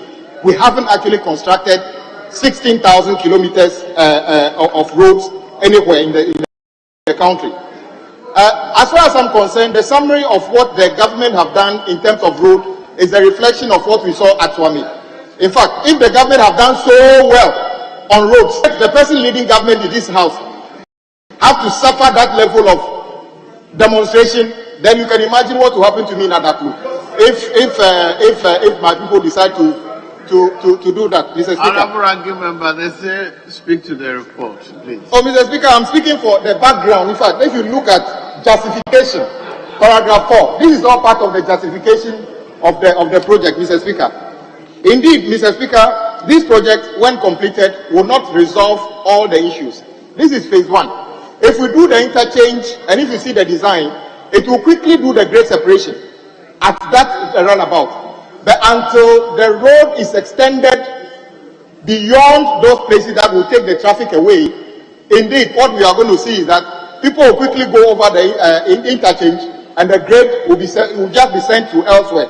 I think we should be looking forward to do the phase 2 of this project to be able to fully address the issue. I'm happy our vulnerable leader is in the house. I was just condemning all the people who demonstrated against you for that thing. And this house takes very serious exception to that. And we hope that this project, when completed, will make you a very peaceful person in your constituency. Mr. Speaker, we have absolutely no objection to supporting this. It is not for the leader alone, it's for all of us. And we should do more of this across the country, and we shall receive this. Mr. Speaker, you notice that when it is good, we support it. We only oppose or comment to caution government when we feel that there's something wrong with it. Just like the cancellation of the road tolls. We believe that should have been. In fact, the minister is here. I wish he can even announce today that he's bringing support to you here today. But you see, they are dodging. Should we bring it? What will the minority say? So we bring it on new roads. New road toll and old road toll. Are they not all tolls? All tolls are tolls. So say that you got it wrong. So eventually you bring tolls back, and we shall support you. But if you do it like it's not toll, but it's new road tolls, meanwhile this house, you have bought bills here, and we have borrowed money. 4 million euros to build new toll plazas. So what difference is it? Mr. Speaker, we don't want to talk much about this. This is a very important project, and I want to thank the minister, who I consider one of the most diligent to this house, and the road minister, who answers questions diligently to all members related to their roads. However, the road will not be done because he hasn't got the money. He will answer the question and say that when money become available. In fact, the money is not available. That is why we are going to IMF. I was thinking when my leader was talking, espousing the good things they have done, I was thinking that he was just going to announce that we are no longer going to IMF since everything was all right. But he didn't say that. So we are still under IMF, so our roads are going to be in trouble. Mr. Speaker, with these few words, Mr. Speaker, I want to support the motion and encourage all our colleagues to support this so that our leader will have a befitting interchange in his constituency for the use of all of us. Thank you very much, Mr. Speaker, for the opportunity. Yes, Deputy. Right. Thank you very much, Mr. Speaker, for the opportunity to support the motion before us. In doing so, Mr. Speaker, I want to urge the House to support the approval of 140 million euro to construct the interchange of Swami. Mr. Speaker, the interchange for Swami is long overdue, and I'm very happy that in spite of the global crisis, the government is putting efforts to improve our infrastructure in the road sector. Mr. Speaker, I want to lay more emphasis on the scope of the project.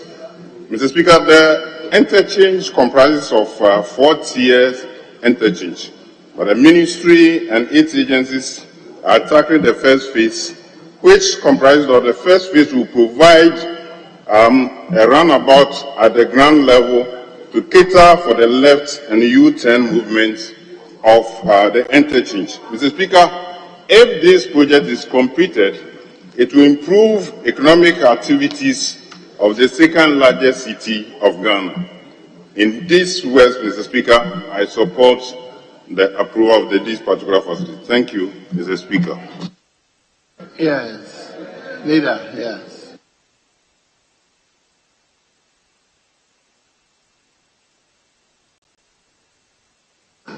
Yes, Deputy Ranking.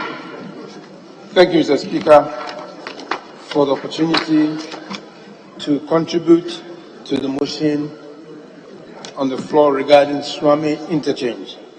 Indeed, I add my voice to all that have spoken about this interchange. Kumasi remains one of the strategic centers or locations in this country. Even before independence, we had Kumasi being one of the largest communities or one of the largest cities in this country, and therefore, if there are issues or bottlenecks regarding movement, then it means that we need to resolve that. So it is in the spirit of resolving the mobility and accessibility in Kumasi. That is why, personally, I think that I want to add my voice to this. My colleagues have spoken about the importance of this interchange, and therefore I don't need to belabor it. Mr. Speaker, I think that we wouldn't solve the problem of the transportation or mobility or access in Kumasi only with this interchange. I could see that there are further phases. This is the phase 1, and I expect that we come very open and bold enough to get the situation really attacked by what are the phases. Now we have phase 1. So if it is phase 3 or phase 4, then we can have a holistic view of the solution. So we can really budget it and know that phase 1 is this, phase 2 is there, then we handle it accordingly. So that is my only concern about this. It will not, the interchange will not resolve entirely the transportation or accessibility problem in Kumasi. So therefore, I expect the minister to come back again, let us know if you are resolving the problem in Kumasi. Kumasi is the second largest city in this country. And therefore, if it requires that we have 4 interchanges or 5 interchanges, let's know them. And we get it clearly. As we speak now, we don't know what is in the second phase. The second phase, I know, will have to deal with some of the roads. And I also want to comment on what happened the last time to our leader. We don't want that to happen again, because the next time you see another youth or a mob talking about our road situation in Kumasi. So I thought that we would have taken the opportunity to resolve the Kumasi road situation or infrastructure situation once and for all. But again, I think I'm hopeful that given the attention given to Kumasi as the center for the south, the southern sector, as far as road is concerned, the minister will come back again to give us the holistic view and how much it's going to cost us, and the effort to make sure that we resolve this problem once and for all. With these few words or comments, thank you, Mr. Speaker. Yes, leadership, yes. Thank you, Mr. Speaker, for the opportunity. Mr. Speaker, this is one of the most important motions in this House. I have always held the view that leadership do not have the opportunity to visit ministries or their constituencies all the time. And therefore, when you are trying to manage the rate of attrition and how to make leadership available to be able to impart their experience through the back, this is one of the means we can do it.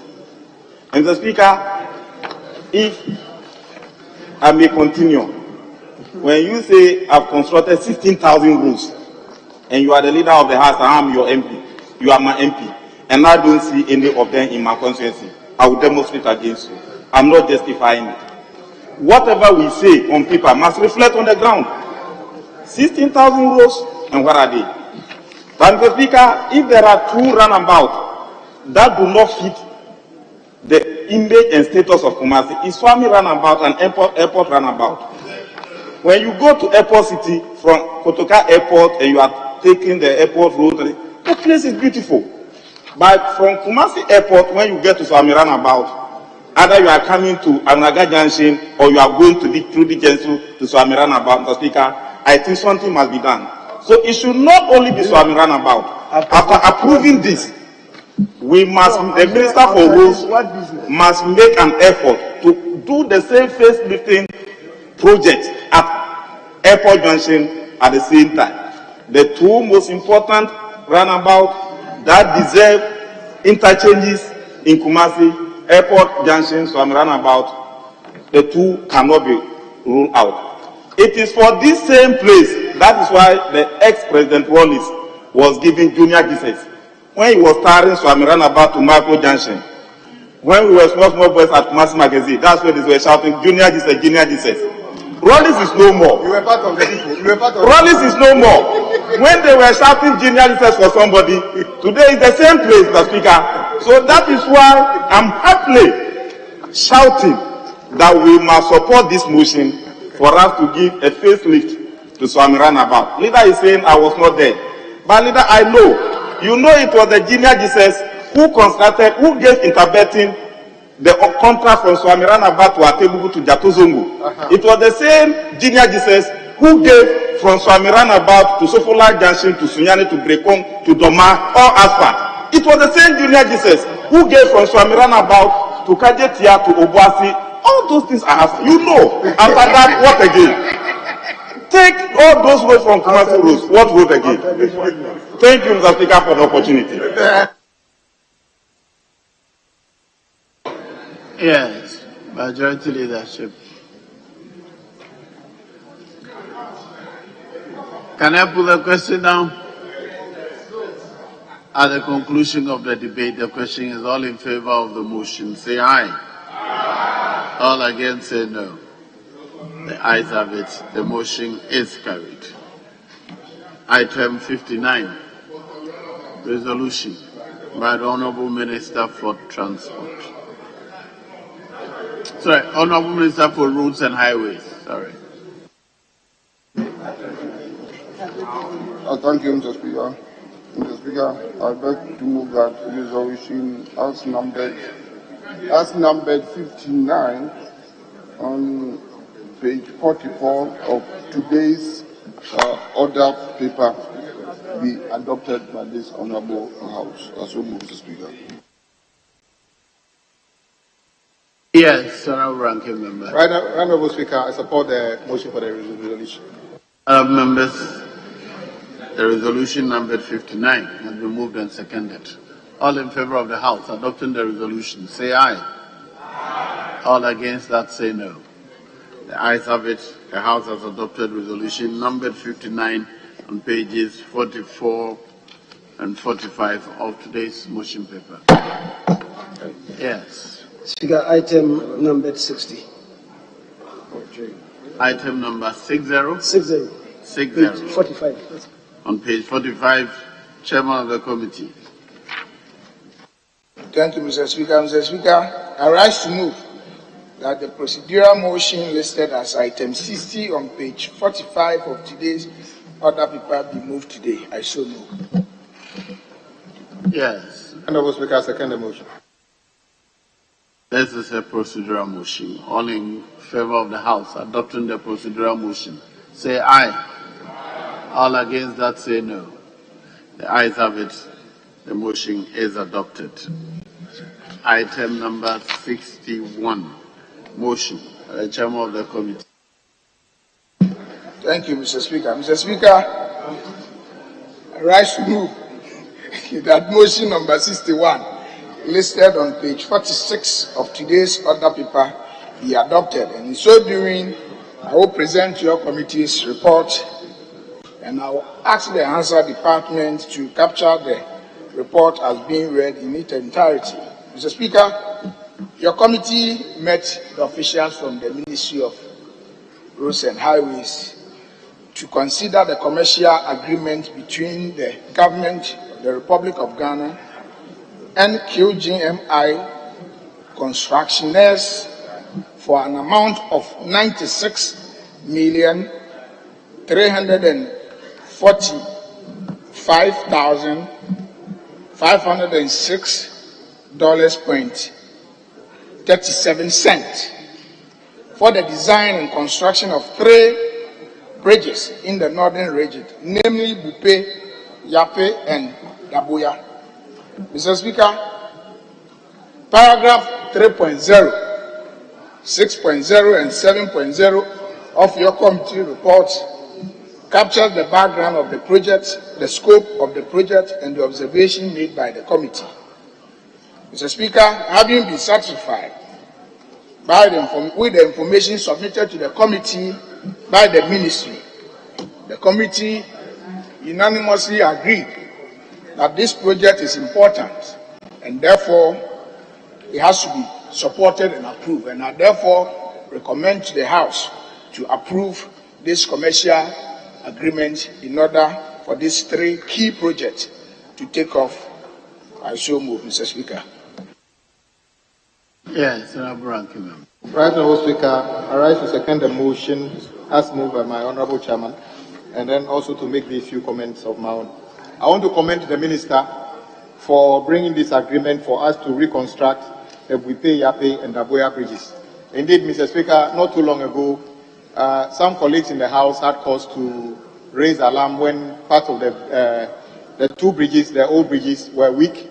And I remember the Minister and his team visited there and gave an assurance that preparations for the reconstruction of these bridges was in the offing. Indeed, today we are witnessing that. I hope that nobody will blame Ukraine in the future for the reason for not building these 2 bridges. Mr. Speaker, indeed, these 2 bridges, some of them fall within the central corridor, which is very critical for our relationship with our northern neighbors, Burkina Faso and others. I'm sure that our intermodal transport system considers this in addition to the railway that is coming from Tema all the way to Paga as part of what we should do if we really want to industrialize. And I think this is a very important one. The Daboya one is more or less a new one because there isn't anything significant there currently. So I think these 2 bridges, 3 bridges, if constructed, will be very helpful. Mr. Speaker, I'm also very happy that part of this loan will be used to set up regional laboratories. Mr. Speaker, why do we need this? We need this because the testing of materials, some of these developers are foreign entities. We should be able to test what they are doing against our own standards to ensure that we get value for money. So I want to commend the Minister and the Ministry for including these as part of this project. I can also see an amount put in there for training. When the contractors finish and leave, we need to have the ability to maintain and service these bridges. So I think these are very important things. Mr. Speaker, we are told that as part of this, there will be some amount to do a toll plaza. Mr. Speaker, indeed, this side of the House believes that we should consider accruals from road tolls as part of our support for internally generated resources to build and maintain road infrastructure in this country. I am happy that there will be a provision. There's nothing wrong with it at all. Maybe we should rather have a national conversation as to how we want this tolling regime to work so that drivers feel it is fair because they can see the accruals going to maintain their roads instead of running away from it. Mr. Speaker, with these few words, I want to commend the Minister and the Ministry for this very important thing. I just want to caution that the timelines given for the start to completion of these bridges, we should all be aware that sometimes it is not that easy. It's a turnkey project. They are now going to do the final studies, design before construction. This is an area that gets flooded regularly. What happens if you start the work and the flooding comes? So whilst there's a timeline in the agreement, we should expect that it may not be possible for us to finish this project within the timelines in this report. But then that doesn't mean that we cannot complete in due course. Mr. Speaker, with these few words, I thank the Minister and urge colleagues to fully support this agreement. Thank you for the opportunity, Mr. Speaker. Can I put a question now? All in favor of the motion, say aye. Aye. All against, say no. The ayes have it, the motion is carried. Now, resolution number 62 on page 46, Honorable Minister. Mr. Speaker, I thank you, Mr. Speaker. Mr. Speaker, I'd like to move that resolution as numbered 62 on page 46 of today's order paper be adopted by this Honorable House. And so move, Mr. Speaker. Right, Honorable Speaker, I second the motion. Honorable members, the resolution number 62 on page 46 and 47 of today's order paper, they moved and seconded. All in favor of the House adopting the motion, say aye. Aye. All against, say no. The ayes have it. The resolution number 62 on page 46 and 47 of today's order paper is hereby adopted by the House. Yes, Honorable Leader. Speaker, respectfully, if we could go to item listed as 80 on page 55, 80.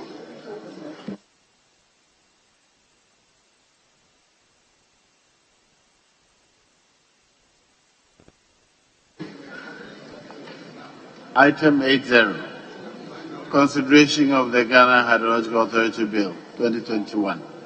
Very well.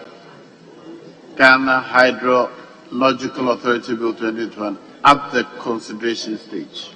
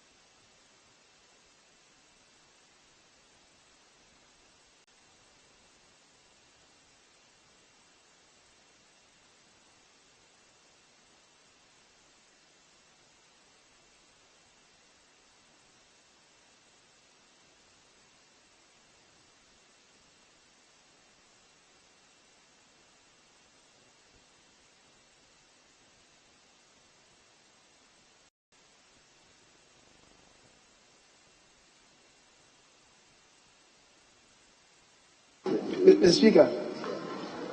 Speaker, respectfully, yes, I'm having some conversations with colleagues. If we can suspend sitting for about 30 minutes to at least revitalize ourselves, then come back.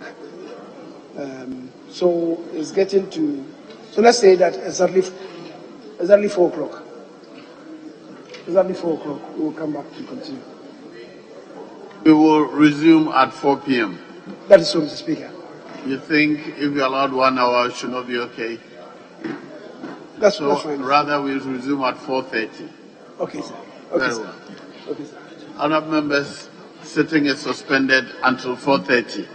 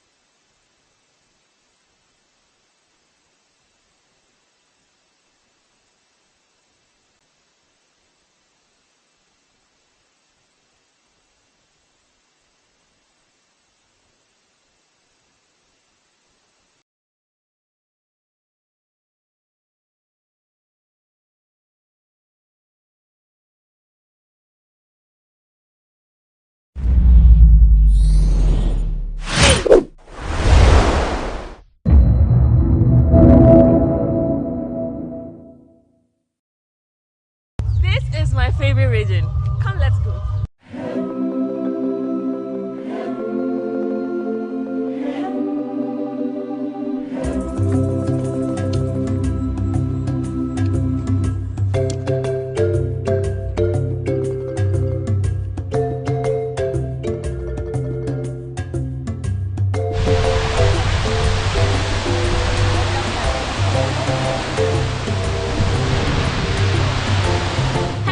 So meet my friends Ondiro and Vanessa.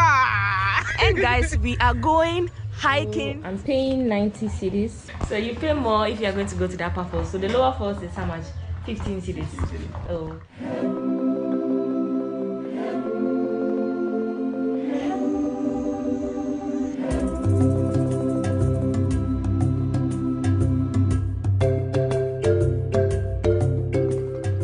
Waterfalls is the highest waterfall in Ghana and the tallest in West Africa. It's locally called Agumacha, which means allow me to flow. It's located in the Volta region, about 4 hours drive from Accra. 40-45 minutes to the lower falls. Okay. And we're crossing 9 bridges on the way.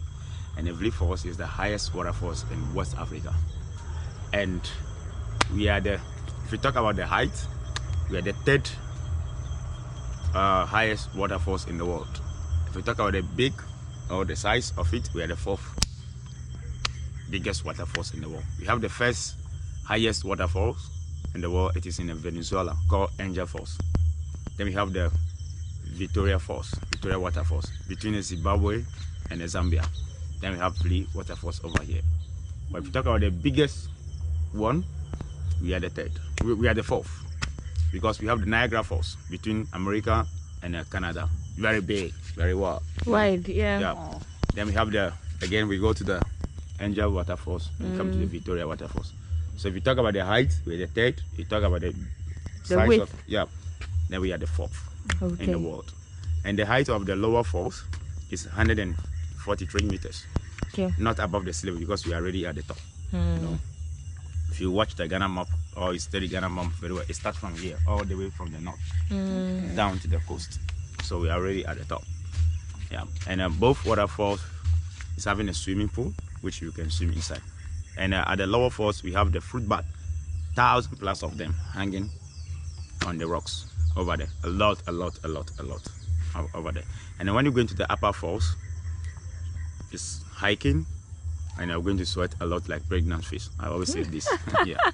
So when you go into the upper falls, you'll be taking a lot of pictures as we go. Yeah, as we go. For somebody who has been here several times, this place doesn't get boring.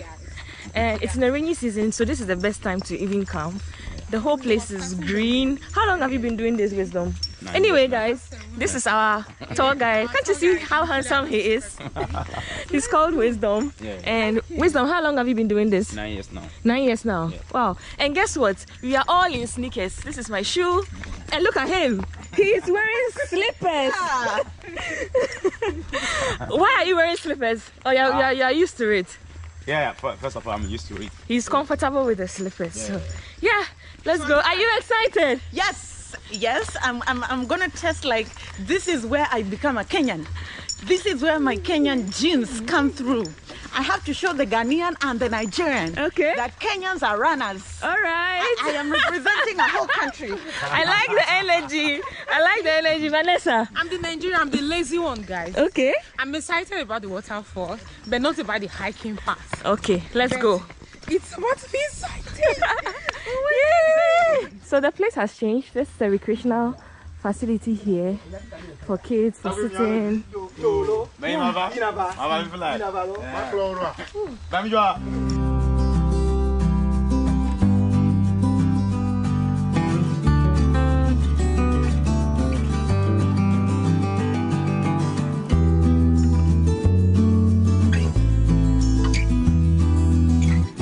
This is the second bridge. So we are going to use another route. There are so many routes to the upper falls. We are going to use one of these routes, and yeah, this is how it looks. This is like a small trail from here And I really like the sound. Guys, listen closely. It's so calming. It has So, a calming effect. Oh you my know, God. it's really so excited. calm, relaxing, and yeah.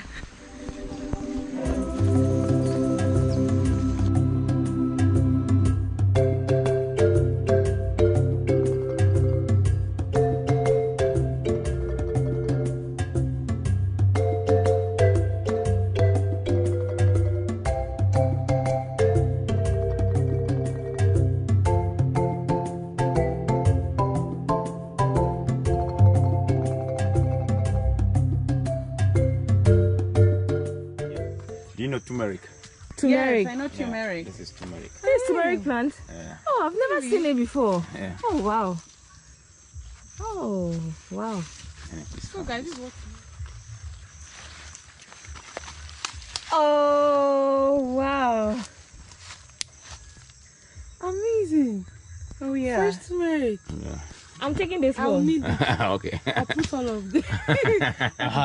We call it tear gas. This is pepper. This is a young one. Very, very, very, very hot. It's not young, go. This is ripe already. It's not ripe. It's And then this one is not planted by anybody, by the birds, Okay. by animals.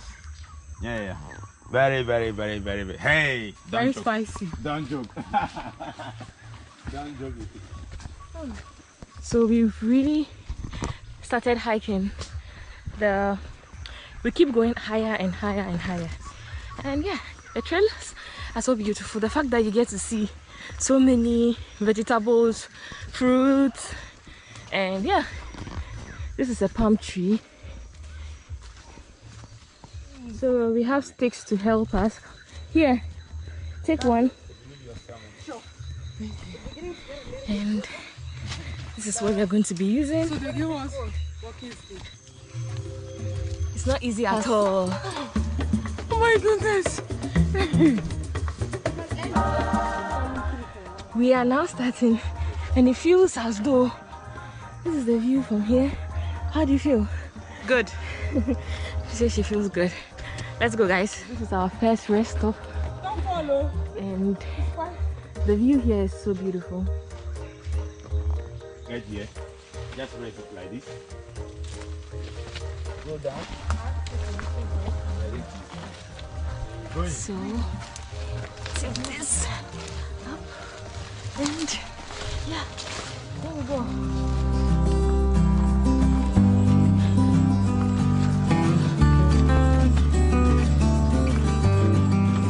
Nigeria cannot carry last. The Kenyan is the last one. The Kenyan who's not even using a stick. The Kenyan who's not sweating. The Kenyan who's taking their videos. This lady's okay. Okay. Just to the top. So we are almost there. Yeah, we're almost there. And then the rest are not difficult again. Oh, okay. Yeah. Stella. About some 10 minutes walk are not difficult. From here, it's difficult to get to the top over there. But the rest, about 10 minutes walk is not difficult. Then from there, if you still have the capacity, then you start the rail.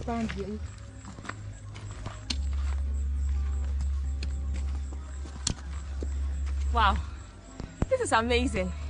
It's amazing. Just look at the view behind me. Oh my goodness, I'm seeing this for the first time. Yeah? Since I've just been looking forward. This is so beautiful. Oh my God. Very breathtaking. Oh.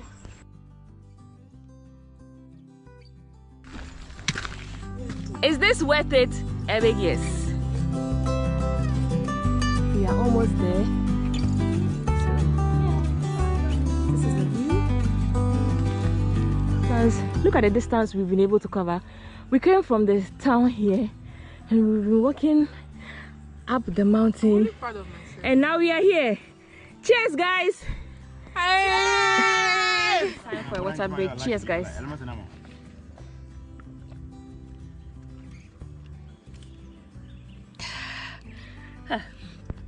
I needed this that much.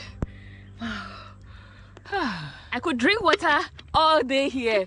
The view is breathtaking, and the fact that the higher you go, the cooler it becomes. I love it here.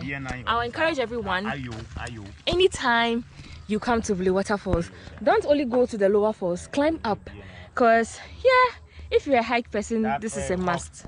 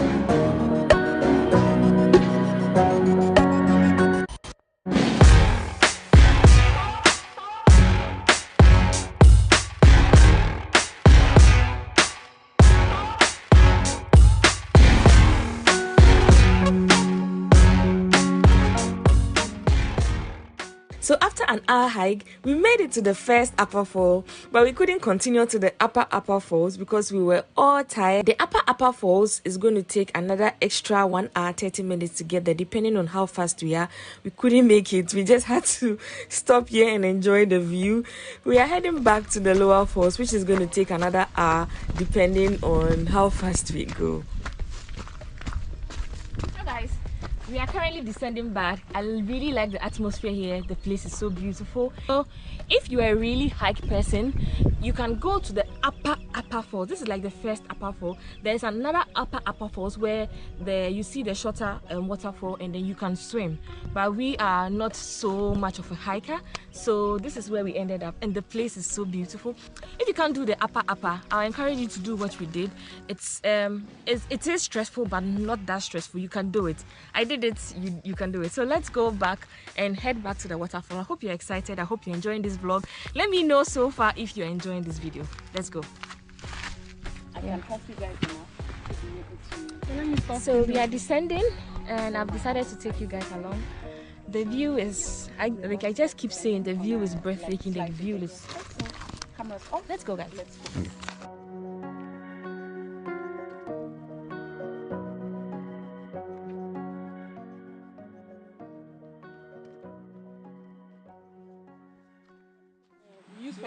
This is also a cassava plant, if you haven't seen some before. Yeah.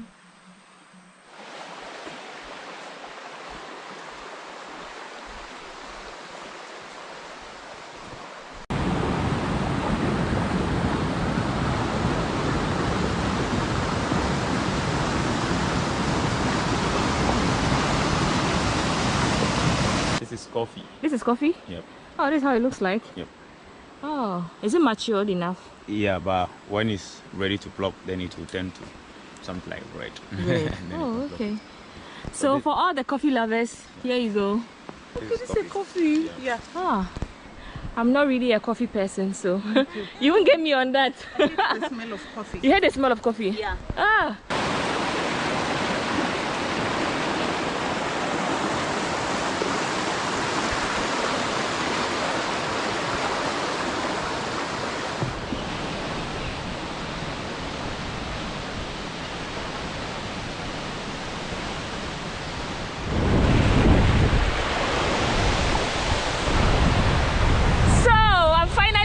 Waterfalls, and it's so beautiful. So I'm changed into my bikini.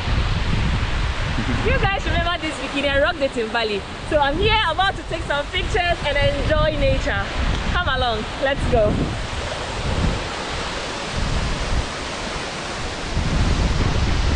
And oh, mind you, the water is so cold. It's so cold. Even though this is the best time to come, it's also so cold.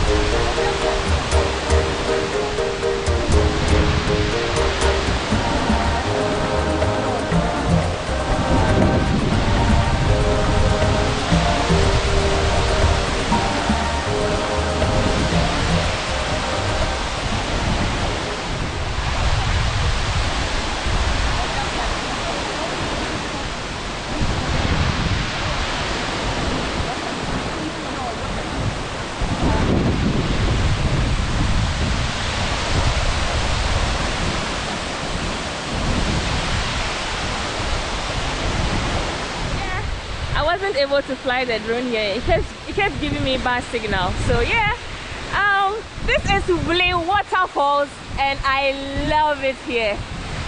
Woo! But guys, this is not a swimmable waterfall, and there are a lot of rocks here, so you might as well as come here with your rock shoes.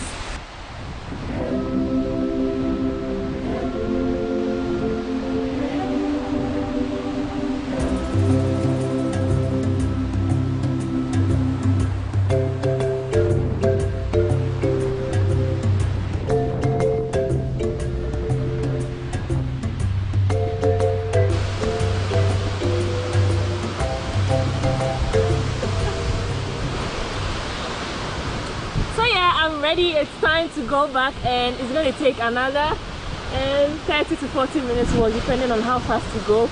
And yeah, I hope you enjoyed watching this vlog.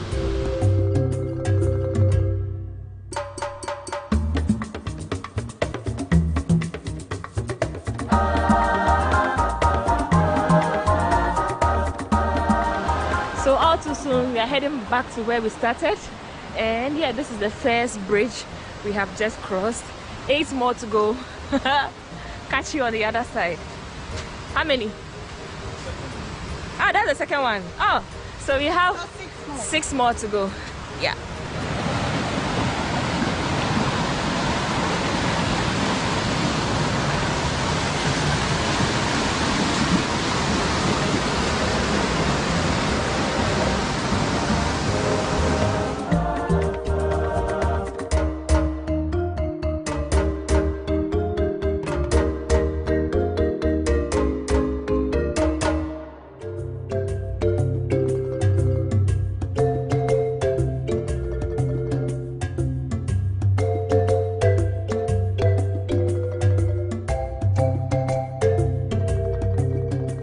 Guys, this brings us to the end of this vlog. I hope you enjoyed watching this video as much as I enjoyed documenting my entire experience.